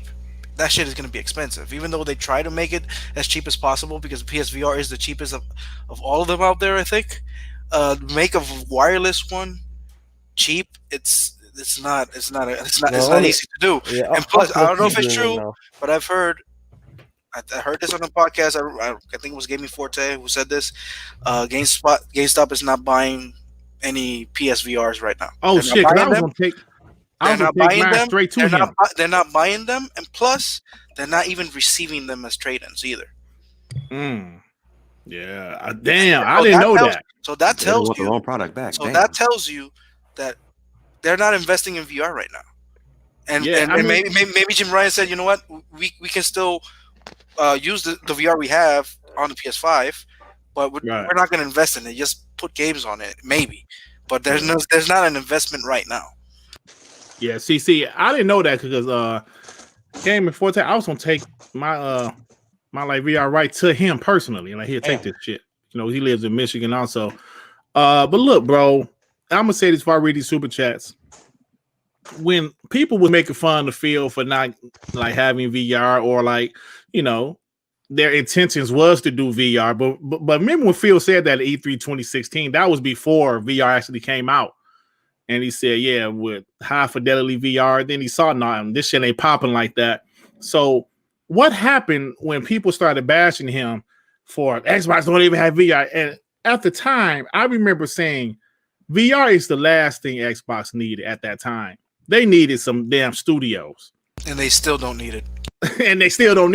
So they purchased those studios to make first-party games, and I'm glad they did because VR was something they did not need. They did not need because You know, they had the cartoony games, they had the lack of games, and the games they had was low quality and cartoony. They didn't need no damn VR. And it's clear that VR wasn't really what Sony wanted it to be. And you know, shit happens. I mean, no shit don't pop off you like you intended it to be. You know, I've been married twice, so obviously the first time she didn't pop off like I intended it. No, you know thanks to Shenmue. Shenmue, because of Shenmue. So, you know, anyway. But like, I personally will support the first one they got. And and I think that's cool. That's cool because I actually like meant to get that free one. I gotta actually go to that website before they close that shit down to get that free shit to use on the PS5 when I get it next year. Oh, you best get it. Yeah. Honestly, well, how they're moving with the PSVR and going to next gen, where you have to like turn in or show you bought the old one so you get an adapter for the new system.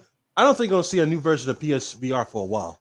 Yeah, because the console it looks like it's not being integrated with a VR headset anyway. Yeah. It's just You can't even use the PS5 camera. It's like the Xbox Series S and X. If you want to use Kinect, you got to buy an adapter. That means the console itself wasn't really made for Kinect. Same thing with the PS5. You have to buy an adapter to add your PSVR. Right. That means the PS5 wasn't even thinking about VR in the moment. So maybe another version. Hold on a second. You have to show proof that you bought VR in the past. Yes, you do because I have a serial code. Oh yeah. I went to the website. Bro, what is this? TSA checkpoint in the airport? Well, you know, you got to make sure you actually got a real VR. Who cares? And, they asked for a serial number. Serial code, yeah. But the Kinect was like that too, though. When they had the little adapter for the Kinect, when you got the Xbox Series S or X, like Johansson just said, you had to put in the serial number of your Kinect to make sure it's a real Kinect. And they sent me. I never used it because I stopped using the Kinect. I just wanted to have it. So the same thing with the VR. I got to get on that website and actually. Who was out here bootlegging Kinects? Like nobody. Well, maybe people are spying. Yeah. Bruh. Let me get these super chats.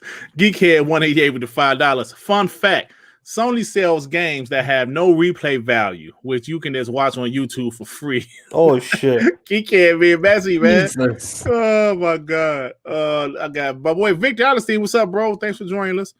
He said with the $5, DualSense is okay, but I wonder if the build quality will last. Young Ye seemed to have two. One was defective. Also, great show, guys. Thanks, Victor. Right. I didn't watch the Young Ye thing. Well, look, man, I'm gonna be honest.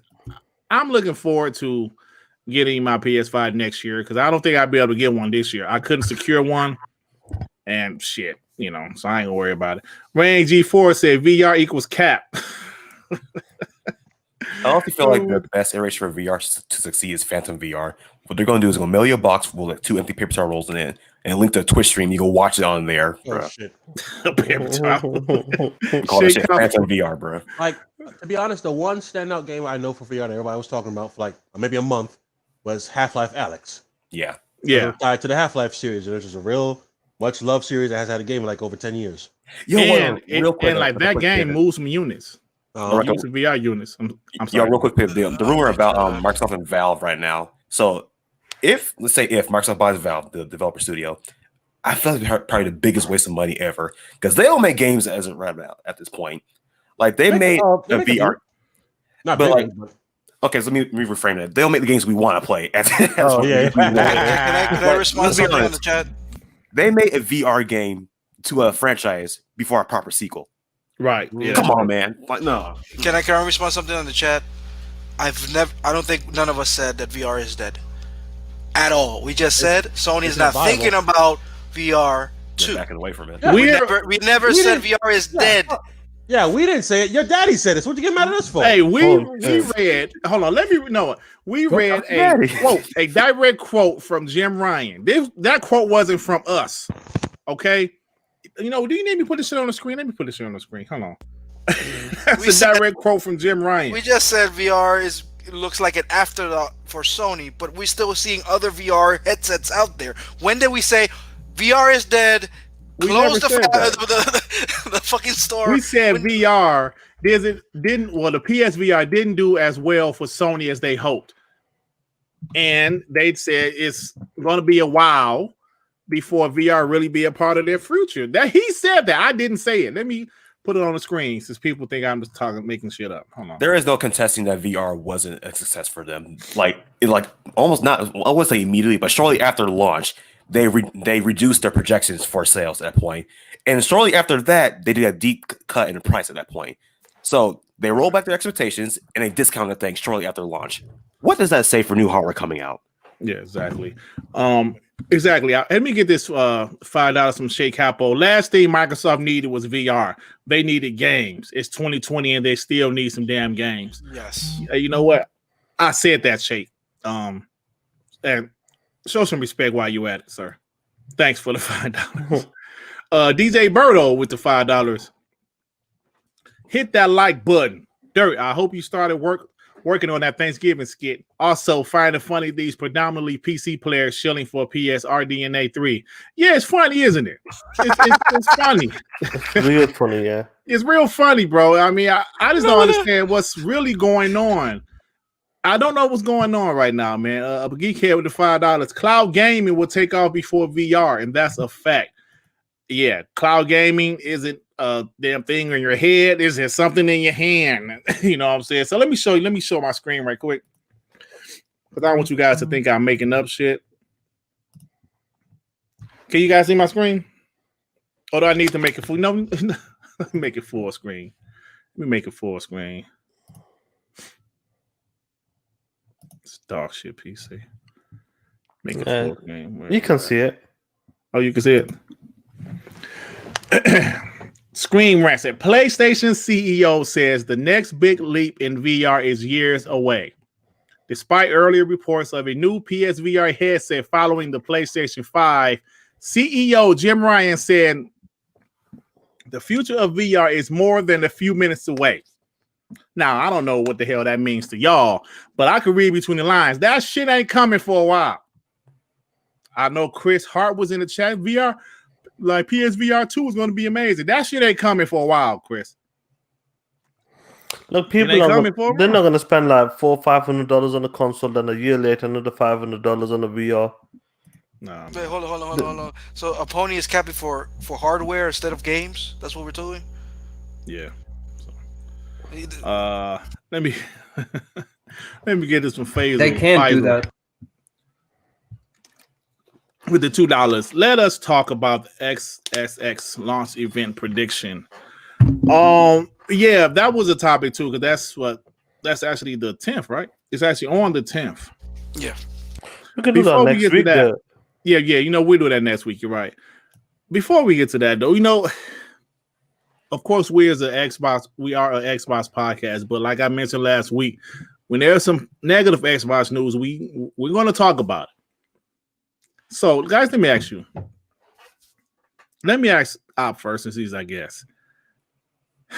Chris Lee is gone from Halo Infinite. Me personally, I think they pushed his ass out because somebody had to pay for the showing in July. Even though I still say the gameplay looked great, but you know the graphics did look great. So, is Halo really in shambles, bro? Like, what is your personal opinion about this? So, me personally, I feel like Halo was in shambles before all this even popped off. But it was for different reasons. Because for me, like as far as 343 and their handling of Halo, I like the direction they're going with in Halo 4 and Halo 5. Yes, I know people had issues with the multiplayer in Halo 4 and the campaign and multiplayer in Halo 5. Me personally, I thought the multiplayer in Halo 4 was cool. In Halo 5, the story was all right. The multiplayer was dope. But I like the direction they're going with. The issue was with 343 is like, unfortunately, even back in the old Halo days, like in the early 2000s, whenever they face criticism, they overcorrect going into the next iteration of the game at that point. And we saw that heavily with Halo 5 and now going to Halo Infinite right now. With Halo 5, what they set up in Halo 4, and the plot things they set up in Halo 4 as well, and even Spartan Ops, they pretty much killed them off going into Halo 5, or they've written them off in the comic book series or the books. So pretty much they've written them off that medium outside of video games at this point. So now with Halo Infinite, they're pretty much doing a 360 with their own philosophies, like pretty much what they decide to do with the game at this point. Because right now they're going back to the original art style of the older games, which I don't agree with at this point. Me personally, looking at Halo Infinite right now, in this art style, it looks like hot ass to me, being 100% honest. Like we saw it in the Halo 2 anniversary. If you take the old art style and try to bring it with a modern look, it does not come out well. It looks like mega blocks on the screen at this point to me. In all honesty, like I don't like it. And on top of that, it feels like they're rolling back the gameplay just a little bit right now, because it feels like from the gameplay trailer they showed us this year, as far as movement and gunplay, it looks a little bit slowed down compared to Halo 5 at this point. It looks a little more weighted to me, and the grapple shot, whatever it's called, it looks ridiculous as a mechanic. But we're gonna see how it plays out right now. But yeah, so right now, 343 are not in good graces with me. I don't like that they pretty much cannibalize their own visions and dreams for the game right now, and they pretty much backtrack to I guess to pretty much please the nostalgia junkies and fanatics that have been trying to kill the game off that they've been trying to make it for all these years right now. Like the people that gave the most shit between Halo 4 and Halo 5, they're not capping for them right now. And I don't like that right now. Their parents like bent over to them, and I can't get behind that. So before Chris Lee left, to me they were shit. Pretty much like I wasn't feeling them at this point. But now that Chris Lee's leaving, I feel like he left so that Joseph Staten can take his place at this point. Yeah, I think they pushed him out. Yeah, that's probably what happened. Yeah. So as far as like that being a negative, I mean, yeah, it could be looked that way. There's a pretty good argument for that. He wasn't the first, I guess, higher up exec to leave 343 at this point right now. He left as well. Another one left. I forgot his name, but he was like the lead producer or something. Nothing. It was something along those lines. He left as well, and so it looks like they're reshuffling in management at 343 right now. Hopefully, it's for the best right now because their handling of Halo, from based off what I listed previously, it has not been the best right now. But we're gonna see what's going forward. So Halo Infinite, they have a lot to prove. So we're just gonna see what happens. Yeah, I appreciate your honesty. You know, don't think I disagree with you. I disagree. I thought the gameplay looked dope. Just my opinion. I thought the grappling hook was okay. I just thought, me personally, the only issue was the graphics. Yeah, the graphics, they're not like. Oh, all right, I say this game. They showed this gameplay in 2016. I don't think people would be tripping like that, but because it's a cross-gen title, and we were thinking Xbox Series X and the power of the Xbox Series X, the graphics look, it didn't look that great. But I thought the gameplay looked amazing. That's just me. Let me get a super chat from Tip Diamond with the $5. What up, Dirt and Panel? Hit that like button. Yeah, hit that like button. Thanks, Tip. Diamond. So, but I appreciate your honesty, man. Because we want to keep it real on here. We don't, we gotta be echo chamber. But so what you think, Sean? Yeah, it seems like management seems to be a problem with this game. Like it's been in development for 5 years. There, what we heard was they were supposed to be making it with Unreal Engine 4. Then they scrapped it. Then they decided to make Slipspace, which was like late 2017, 2018. And then, like people were leaving on the projects as well. Like this Halo is supposed to have a $500 million budget. You outsourcing your work to like these freelancers. I think the biggest problem was the mismanagement and that's why they pushed this guy out. I know other people left before this guy, directors and lead directors, whatever you want, creative directors. But I feel like he did get pushed because of Staten and that, and he didn't get fired, but he got pushed to another division. Yeah, and I feel like the biggest problem with 343 is the management, and hopefully they can correct that. This is a difficult one because obviously this is like the biggest studio, biggest game. This is the biggest game, and if they don't get this right, 343 won't be working on Halo again, in my opinion. Yeah, it's possible. It's possible. I don't know why I have so much faith. I'm thinking they're going to be okay. I think the pressure is on them. Let's be real. The coalition is better than 343. Oh yeah, the coalition doing their thing. No, but I'm saying that they've done better. Yeah, than 343. But I remember reading they changed the engine because Unreal Engines isn't good with open world games. Which I mean, Days Gone was an open world game running on engine, but it was a little buggy. So maybe they couldn't get it what they wanted to do. So we'll see what happens, man. But anybody, I don't know, any more thoughts about this? Just like we were saying. Oh, hello, Jeremy. Me? Hello. Me? Oh no. You want me to talk? No. R&B. Okay, he's good. R&B. Looking at the whole process of what was going on, we were saying, all right, Halo's all right. They're trying to do something different for Halo Infinite, where it's clearly like Destiny type deal, where they have an initial hub, and they just release DLC from time to time. Because I think they were saying this Halo Infinite's gonna be around for years. Okay, cool. I like that idea. What they slipped up and what they felt was the game was 5 years, and they couldn't get it together to come out on time. Okay, fine, that happens.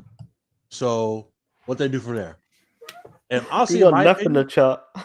oh hey, what up, Neff? Honestly, Oh shit. in my opinion, Neff, man, just come on and talk Halo right quick. oh shit, yeah, come on, Neff. But yeah, and honestly, in my opinion, when the news came out, all right, we're going to delay it. Right then and there, they should have because apparently from what Cobra was saying is the game is practically done. They need to focus on the graphics and how the game looks. Yeah. In my opinion, before the end of this year, I need to see a demo, and I need to see the online multiplayer kickoff. For me, a beta. Yeah, if they're delaying the game, maybe I'm being selfish, but I should expect at least that much. A demo of what they showed at the E3, not the E3, the July show, 4K 60, ray traced from hell and back. Just cut off a section of the game, plot right there, and you get a multiplayer beta. I think that would have been more than enough to satisfy Halo fans going into next year when the game eventually comes out. Because I'm saying this, I don't think this game is going to come out in November next year like some people thought. I think it's going to come out like in January, February, March, in my opinion. Mm-hmm. To be honest, that's not selfish at all. The game was going to launch next week, so what you're asking for should not be impossible. Hey, look, at least 6 months. I am really worried about Halo, like a lot. You don't change 3 directors in the span of 2 years just because Chris Lee getting kicked out or pushed aside. It's not a good sign. You're calling of Jason. What was his name? Statham. That's not Jason Statham. Jason Statham. Jason Statham. What is his name? Oh my god, I forgot his name. Chris Lee hadn't been in that exact position for like months prior to him. Oh yeah. That was another damn thing where Jason Schreier is janky for. In the same article where he was talking about running with that article, because that was the same day that good news came out for Xbox, he was saying the head of 343 quit. In the same article, he says he stepped down like 2 months ago. What the fuck? Jason Schreier doesn't have a lot of Xbox connects. He has more PlayStation connects, so he stays suffered by Xbox. He usually don't, Hey, hold on, Johannes. Let me get these 3 super chats before you finish. Go ahead. Geekhead with the $5, bruh. No one was complaining about the art style in 2018 and 2019. The game just needs to be polished. Yeah, I agree with you because I said if they show Halo Infinite the same exact one in 2016, people be like, hey man, that look kind of dope.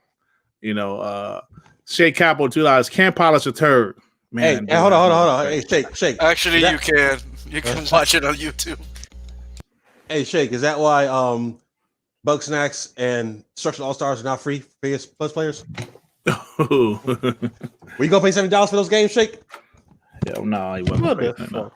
But Geekhead with the $5. Don't get it twisted. Halo would be one of the, if not the most popular games next year. I agree wholeheartedly. I agree. 100%. I agree with you.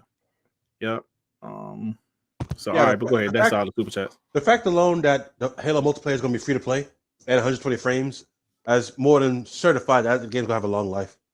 Oh yeah, they got to compete against the Fortnites and the Call of Duties, Warzones. I forgot that it was free. The multiplayer is free to play. The only thing that worries me about that, if I don't want them to launch the free-to-play version and the campaign separately. You have to do it together. I agree. Do it all together. Yeah. Because it's gonna look lazy if you threw it like separately. Like, what about like a multiplayer beta? The beta. Yeah. Oh yeah, beta. Yeah, they definitely should do a beta. Damn, Chris caps for everything, bro. What the hell? Damn. See, look at us, an Xbox podcast. We're being real right now. Destruction All Stars. Hold on. We're being honest about Halo, and he up here like Destruction. Everything is lit. No, Destruction. Look, I guess it looked fun, but that shit didn't look $70 fun. That's why it was a great decision. Not $70 type of fun. Yeah, but that was why it was a great decision to put it in PlayStation Plus. The same thing with Bug Snacks. They should put that in PlayStation Plus. The Neff is saying it'll be one package, which I agree as well. Yeah. Neff is that go-to Halo guy, man. But I'm sorry, Joanne. Anybody have any more thoughts on Halo, Devin? I'm gonna leave it there because I'm gonna get my blood pressure high. I'm gonna get really angry. So let's leave it there. I'm not worried about it.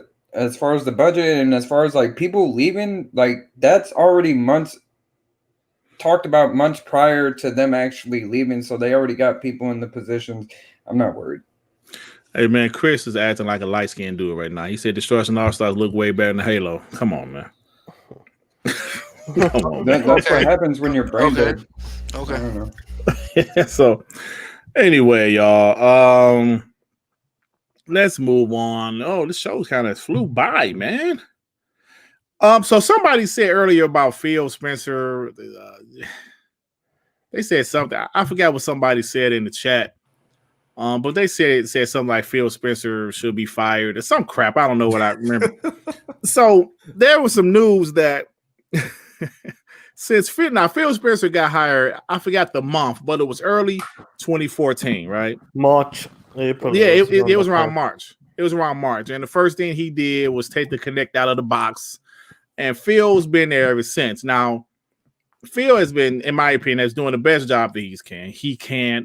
They had issues with investing. Phil admitted that they couldn't invest certain things that they wanted to. So it was said that since PhilSpencer has been the head of Xbox, the revenue of the division has increased by 50% in 6 years. So for those people who say Phil needs to be fired, Phil is obviously doing something correct. Or am I wrong? I mean, what? Am I wrong? Is Phil doing something wrong? Division, the revenue went up 50% in the 6 years he's been the head of Xbox. He's doing something right? Of course. PhilSpencer had to deal with the hand he was dealt with. That's it. Pretty much. If anything, they're going to try their best not to let him go anywhere else. They're going to try to keep him. They're going to try to keep him locked down as long as possible. Especially OP, especially now, he's at the head. He's got a seat at the table with the big boys. He's got the support from the big boys as well. So the game, the game is changing now. Microsoft is Xbox is a part of Microsoft now, not a side bitch. Right. Right. That's how they used to treat him, like a side bitch. Right. Yeah. Not a side bitch anymore. It's not a side bitch because they saw how much money that bitch does in the corner, so they're like, "Oh, let's put it in a proper nice house." Exactly. Hey, Dirt, you know what's fucked up? This is the most profitable Xbox has been in a hot minute, and PhilSpencer's been promoted to on the Microsoft table. But it's also the same era where PlayStation has been its most profitable, and the only thing they gave Yoshida was a demotion to indie games. And Sean Layden got fired. Hey, you know what? R&B. My goodness. Why don't people talk about that though? Why did Sony they? You can't. I don't want to talk about it, man. I don't want to talk about it. You can't talk about it. It's taboo. Yeah. So, we got a couple more. I'm gonna start a couple more topics in before the show over with. So those people that hate microtransactions, that they're bad for gaming and it sucks, I will not buy microtransactions. I love that microtransactions are options, right? Me personally, I said it plenty of times. I don't give a shit about microtransactions as long as it's not pay to win. As long as it's not pay to win. Yep. But if people want to spend their money on microtransactions, that's their prerogative. I'm saying that's because Activision Blizzard made $1.2 billion. Now, billion with a B from microtransactions in just 3 months. Y'all think microtransactions going somewhere? Y'all need to stop crying about them right now. Just stop crying about microtransactions. They ain't going no damn way. Did you hear what I just said? Activision Blizzard made $1.2 billion from microtransactions in just 3 months. What's up? Oh, 3 months. Oh shit. Oh shit. My bad, Sean. Go ahead. Like I said, these games like Warzone, these are the games that are making the big money. This is what they want to do with these multiplayer games now. This is why Halo's going to be free to play. They know the money's going to be there. A lot of people spend it on microtransactions. They already came out with they're not skins for the Halo armor. It's called coatings. Yep. So they're going to be charged like $5 a piece for those. So good lord, man, it's crazy. People will pay for that shit, dude. But think about that: $1.2 billion in 3 months, bro. Microtransactions ain't going nowhere, y'all. And let's be honest right now, as far as looking from the development standpoint, you can argue that microtransactions are bad, but to be honest, they are kind of like I won't call them a system, but they're inevitable at this point. Because if we're actually demanding more from developers over the years right now to accommodate for increasing costs, marketing, and such like that, and also on top of that, maintaining and managing online services or games to service at this point, because that costs a lot of money to maintain their online servers and all that. Right. It takes money. It's inevitable. We're eventually going to come to this point, and microtransactions help remedy that cost of maintaining and developing these games at this point. So, if we can't sit here and ask for more, and get mad when they charge us for it at this point. Like that makes no sense. Those two harping thoughts are going to contradict each other at this point. So, and like it's just this anti-microtransaction argument is so stupid to me because like in a way we kind of brought it upon ourselves, but at the same time we're going to get to this point eventually. So to me it's just dumb. Just let it go, y'all. Y'all were really let it go. Y'all were really playing yourselves, and y'all thought y'all hashtags was going to convince these companies to stop making money. I mean, the only part that I could see that people are angry about microtransaction is that if you want a cosmetic or if you want a special gun or whatever, you have to buy it instead of actually grinding for the game. But here's the problem: gamers want everything for free and they don't want to grind. So you can't have it both ways, man. Or you either buy for it or you play your ass off of the game and you unlock your skin or your gun or whatever you want. But if you don't want to buy something, just don't buy it. It's just people don't buy gonna it. buy it. It's more an illusion at this point because like if they see microtransactions in a game or see the option to actually to unlock it just by playing the game, they immediately throw in the category of you got to grind for like X amount of hours just to unlock this game. I'm like, this can't be a standard for all the games you should complain about. Like it's kind of ridiculous. You say all these games that have microtransactions all coincidentally make you play a shit ton of hours just to unlock the one item at the point. Ain't them gonna play a shit ton of hours anyway? Yeah, exactly. Like, isn't that the point? Do you not want to play the game? So they're really just telling themselves like not everybody's going to put 30 to 45 minutes in a game per day. I'm sorry if you don't got time to play a game, you're in the wrong hobby at this point. Bro. No, they're looking at kids like this. When it comes to microtransactions, like Fortnite kind of started it all off, and like the next big game, like I said, is Call of Duty Warzone as well. It's the kids that are growing up. They're going to be buying the microtransactions. Yeah, and that's what it's all about. Forget us. It's all about the young generation now. I mean, Nitho is right. People don't give a fuck about microtransaction because it's free. When a game is free, fine, has microtransactions. Nobody I don't gives a care. shit. But when you have to pay $60 for it, that's a kind of a different argument because you already have a fee of entry, and then you're making me pay for something but else. they're still optional though. Like, but it's still optional too. That one, it's a little bit in a gray area. It's not like black and white in that one, but you know. I disagree with that because even right now, paying $6 for a game that has microtransactions, in a sense, they're kind of underselling their game right now because they're not even accounting for inflation at this point. So they've been kind of selling their games at a loss for the most part. Yes, companies have to make a profit with their games selling $60. Those are usually the outliers in this case. They're not necessarily the standard amongst the industry right now. So that argument doesn't have that much weight to it right now. Like it's the same age-old term. If you want to play, you got to pay. I don't know what people complain about. Okay. Do you think Madden and FIFA and 2K deserves microtransaction, and even though they're repackaging the same game every year? Honestly, those are outliers because how their games are framed is borderline bullshit. Like, be honest, I know hold on. But there's one thing you guys are missing about those sports titles, man. They have licenses, massive licenses. They have to pay to those. Those are expensive. Yeah, but they don't pay licenses every year. They pay. No, they don't. They don't. Every 10 years or something. Yeah, true. They don't pay every year. Like NBA 2K, I believe a couple years ago they signed a 10-year deal with the NBA, but it was like for $1 billion or something like that. And they make that they'll make the buck in 1 week. Let's be real. No. Yeah. But here's what I'm saying. I've been saying this for years. Sports games should have been on a subscription type deal.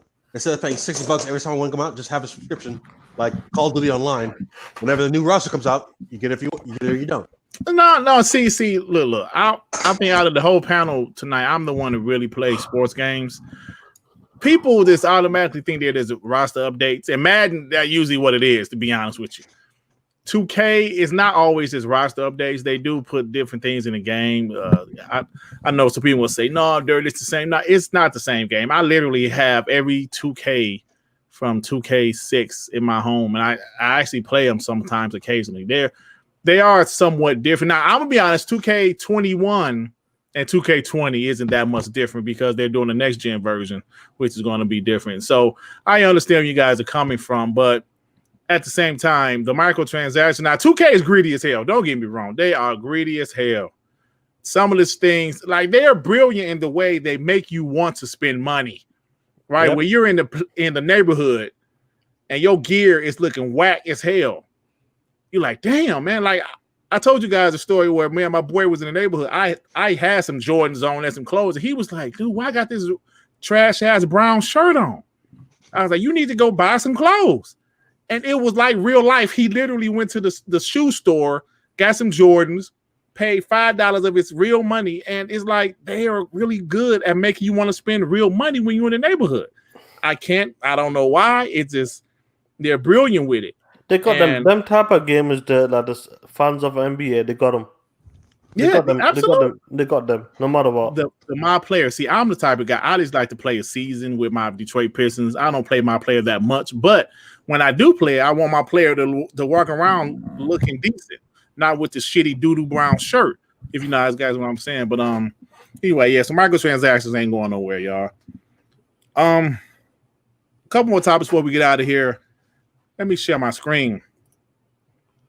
There was a launch game for the Xbox One that most Xbox players loved. And today was an article about Ryse 2 and also Crysis 2 and 3 remasters. Alleged Crytek leaks suggest that a new Ryse game alongside Crysis 2 and 3 remasters are being pitched or planned. Some type of leak documents say that those 3 titles are being pitched or planned. Now, this is obviously nothing official with Ryse 2 coming out or anything like that. But fellas, Ryse 2. Is Ryse 2 a game? Say E3 next year. They have an E3 next year. I don't know if they will, but let's say hypothetically, they have an E3 next year. And they end the show off with a Ryse 2 and say it's exclusive to the Xbox Series X and S. Is Ryse 2 that game that will make Sean piss on himself? Sean, like, will that game make you piss on yourself? What the hell took so long? Might as well gonna be my question. No, piss on myself. Like when it comes to Ryse, the problem, like we talked about it just before in the DMs, it was supposed to be a Connect title, and that was one. It was Connect title for the 360 though. Yeah, and that was one of the. Obviously, we're developing for that, and they decided to bring it to the one, but that's what all the enemies look the same, the animations and all that shit. Mm-hmm. The Ryse, like everybody who's been there day one, I think the majority of us on the panel loved Ryse. And we've been asking for a sequel because the game had a great story. The characters were good and it had a great story as well. Great graphics. I don't know how them guys did it with the OG Xbox One, to be honest. Mm-hmm. And I think a lot of people will champion that, definitely. The guys who's been there from day one, they want to see a Ryse 2. And I reckon for the OG fans who's been there for day one, they deserve it, in my opinion. Yeah. I agree. And earlier in the generation, you know what? I didn't really research it much. So I remember hearing it on BGST, and I remember seeing some tweets about it before. Earlier in the generation, Microsoft and Crytek was kind of going at it about the IP of Ryse. Yep. Microsoft wanted the IP. Crytek said no. And I guess obviously they never resolved anything because there's no Ryse 2. You know, so maybe, I don't know, man. Maybe this could be true. I'm hoping it's true because I really would love to see Ryse 2. That's a great IP. I believe the IP has so much potential to be something big. You know what I'm saying? So, like, what else you guys think about this, man? I honestly think it should have happened a while ago. So I hope Microsoft X that fence up with them and they're actually doing something. Oh shit, man! Your beard and your, like your mic and your beard again. God dang it! Can you hear me now? How about now? Yeah, we can. No, I hope the same way Microsoft was making a good rapport with Bethesda to enter buy them. I hope Microsoft doing the same thing with Crytek to get this game out because it's been a long time waiting. Absolutely. Hey, let me say something to Shay Capo right quick before you go.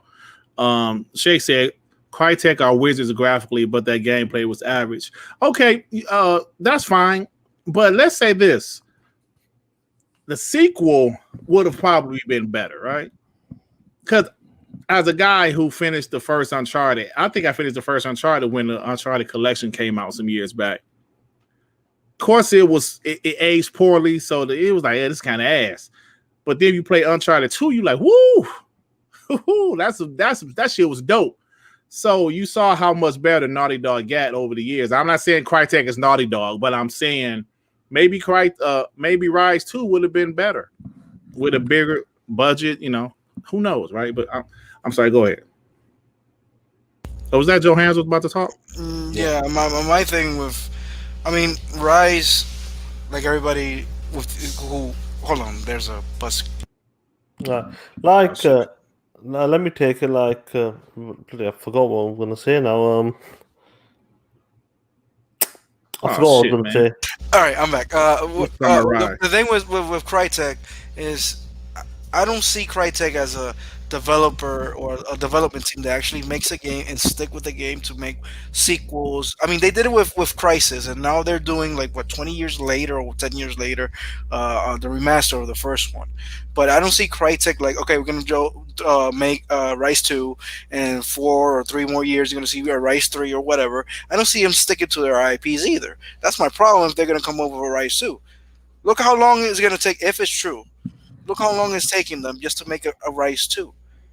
So what is their team is doing actually? That's my question. It's like Valve. Yeah. It's like Valve. Look how long it take them to do a sequel to Half-Life, and it's not even a real sequel. It's a VR game. Now I do know Crytek had some type of financial issues. It's been like that for a while.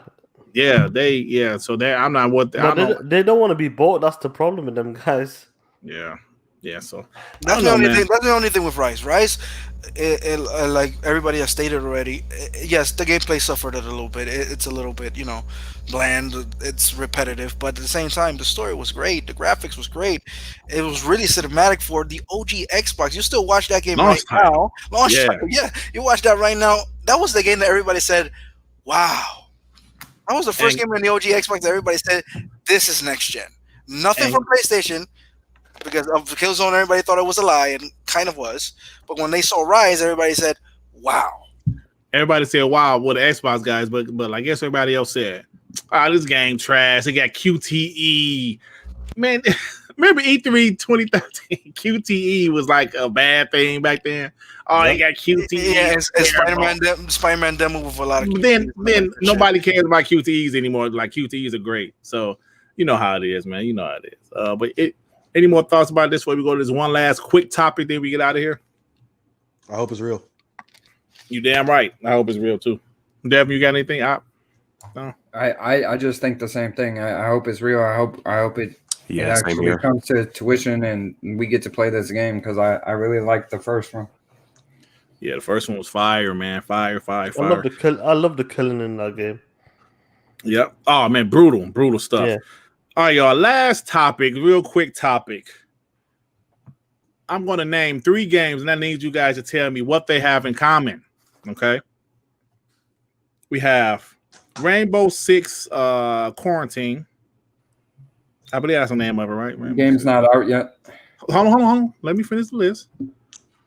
Like Rainbow Six Quarantine, Far Cry 6, and Cyberpunk 2077. What do those 3 games have in common? Delayed. Hey, you win nothing, but thank you for answering that. So what? Now, Cyberpunk is only a slight delay till December 10th, the same day as the meeting. It's like the 4th time. Yeah, but I'm talking about the length. It's only a few weeks. Pause. To December 10th. Oh, you're right. hold on. Wait, we can't say length without saying pause because we can't talk. Oh, shit. And that's in English. In Spanish, you can't say anything. Isn't the multiplayer getting delayed from the release date too? Who? For Cyberpunk? Yeah, it's December 10th now. No, I mean the multiplayer is going to be further out. They ain't even said nothing about that. That's going to be 2 years from now, probably.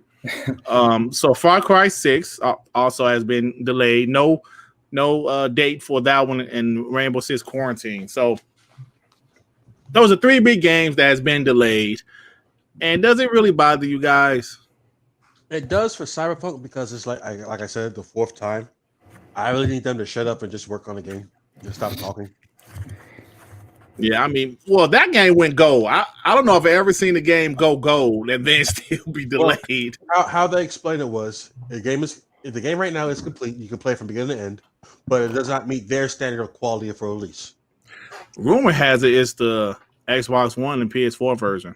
It probably is.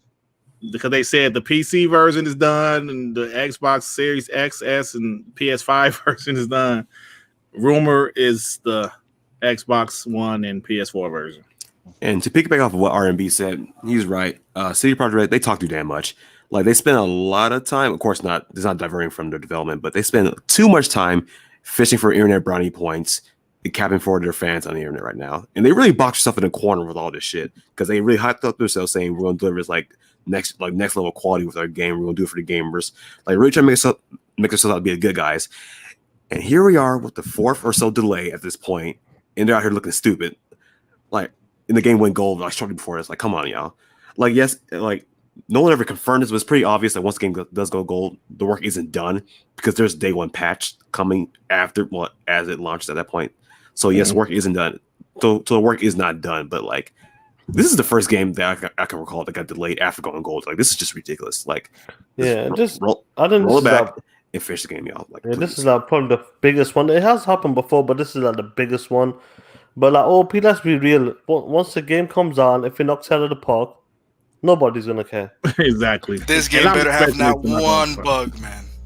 No, come on, it's gonna have a bug, bro. No, I'm gonna be honest. I haven't played their previous titles, before Witcher 3. I only played Witcher 3, so I'm not sure what their quality was with the Witcher 1 and 2. But they weren't the best. Yeah, so if they're saying the game doesn't meet their standard quality of patches, I'm thinking, what does that mean? Because Witcher 3 was a buggy mess at that point. So what is this? It was a good game, but like that game was a technical mess in some parts. So what is their standard for quality right now? So I guess we'll find out soon. Yeah.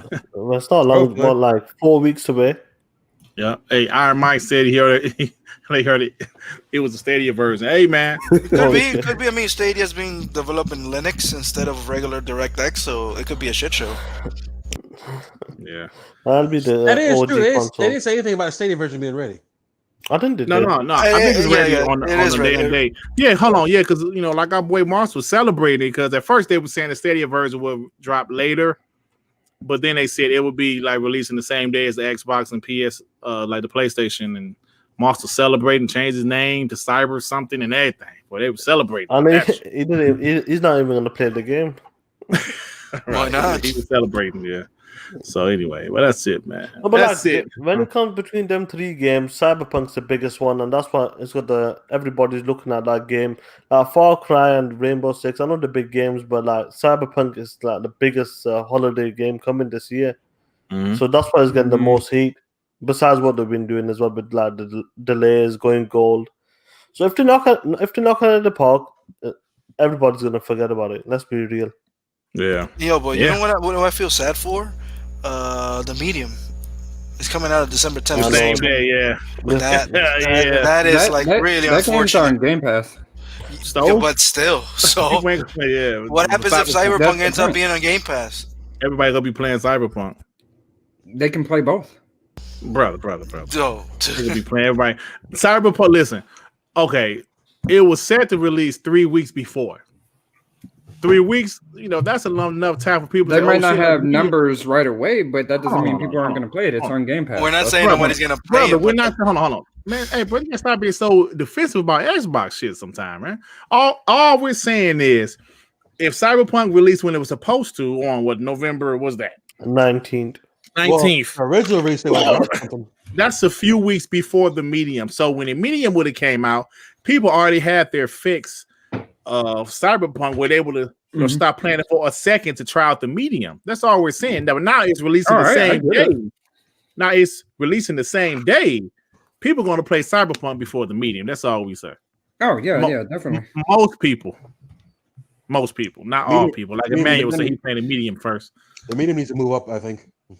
I wish it was a launch title, to be honest with you. I know it's in the launch window, but I wish it was a launch title, So, yeah, that would have helped a lot if it was. Yeah. So, well, that's it, y'all. We're about to get out of here. Also, last thing, isn't it crazy how CD Projekt Red they they keep putting themselves in the corner? So they pretty much confirmed. They confirmed a while ago that their multiplayer component for Cyberpunk 2077 was got microtransactions. Everyone was come at them at that point. Something like just it's like.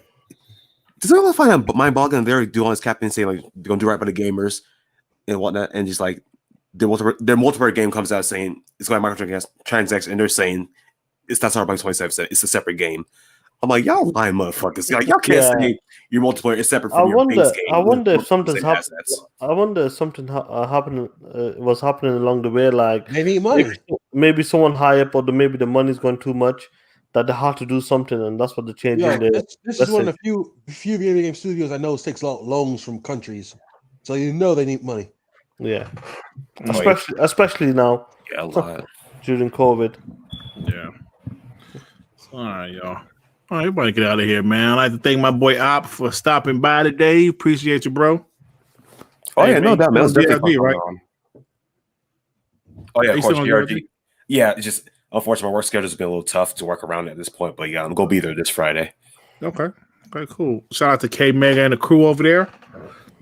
Devin, what's up, you, bro? You got another video coming up soon? Yeah, I got another video coming out. I'm not sure tomorrow or the next day, but not too far apart from the last one. So I've been working on a lot more stuff lately. Yeah, I need to do another video. I need a solid topic to do a video on. So, we'll see what happens. Sean, so what's up with you, bro? Nothing much, bro. Like I said, I got rid of the Xbox, so we're ready for next gen next week. Next week is going to be fun. Obviously, Monday of our last WBG before we go into next generation. So that show we'll probably be capping a lot. Yeah. So, hey, that's a great point. Next week, November 9th, we will be capping. We're gonna be talking shit. I'm letting y'all know right now. If you're a pony, you might not want to tune in to next week's show because we're gonna be capping our ass off. I want to let you know that right now. Yes, we are, and we're gonna have fun. But the ponies, y'all are welcome. All are welcome. Come on, y'all are welcome. But we're gonna be capping our ass off. Any of you young guys know what that reference was? What I just said?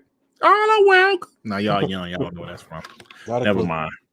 Anybody in the chat know what that reference was from a movie where the woman said, all are welcome. Now, I know I'm older than everybody, but never mind. Okay, which anyway. No, which movie is it? Hold on. I want to see if somebody in the chat gonna know. I was watching that shit. It's a horror movie from the early 80s. It was a classic. Yeah, look, Emmanuel, like, that's before my time, bro. But it was Poltergeist, man. Poltergeist. Y'all heard of that? Y'all heard of that? Wasn't that the little girl did that? It was a midget. Well, I don't sorry, remember a that. small person. You ain't supposed to say midget no more, right? We're just supposed to call them now. No, Russian goes is Good Burger. Good Burger. Hey, Good Burger's a classic, though. Welcome to Good Burger, Hey, home of the Good Burger. May I take your order?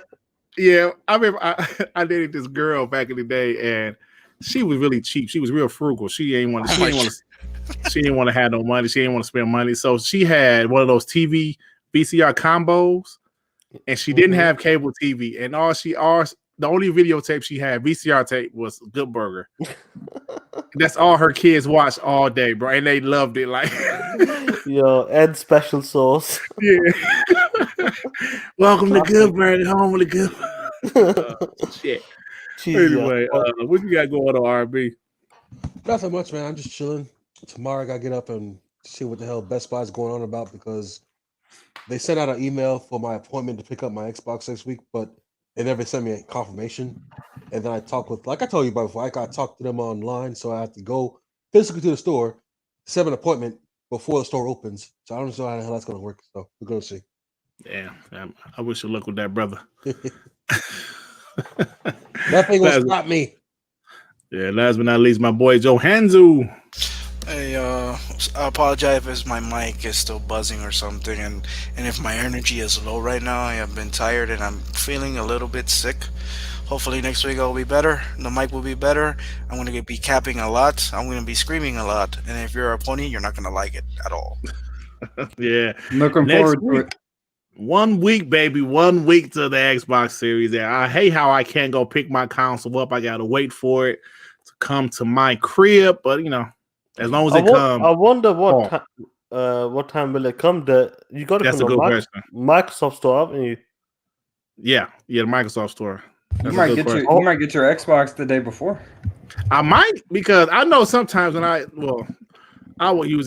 order a couple of controllers from them, and man, I got those controllers like in 2 days or like the next day sometime.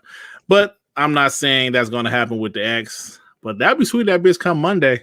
I can talk about it on the show. I am never trusting a console to get shipped to my home by USPS again. I had no choice, R&B. I had no choice. I did it one time and that shit got stolen. I say never again.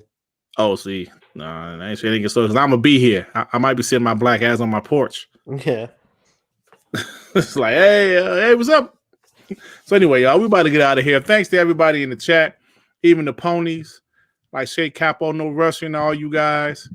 What's up to everybody? Nuisance, what's up, man? I see you joined us a little late. I don't know what GameStop doing. I don't even know, bro. So we out of here, y'all. Peace out. See you next week. Peace and love.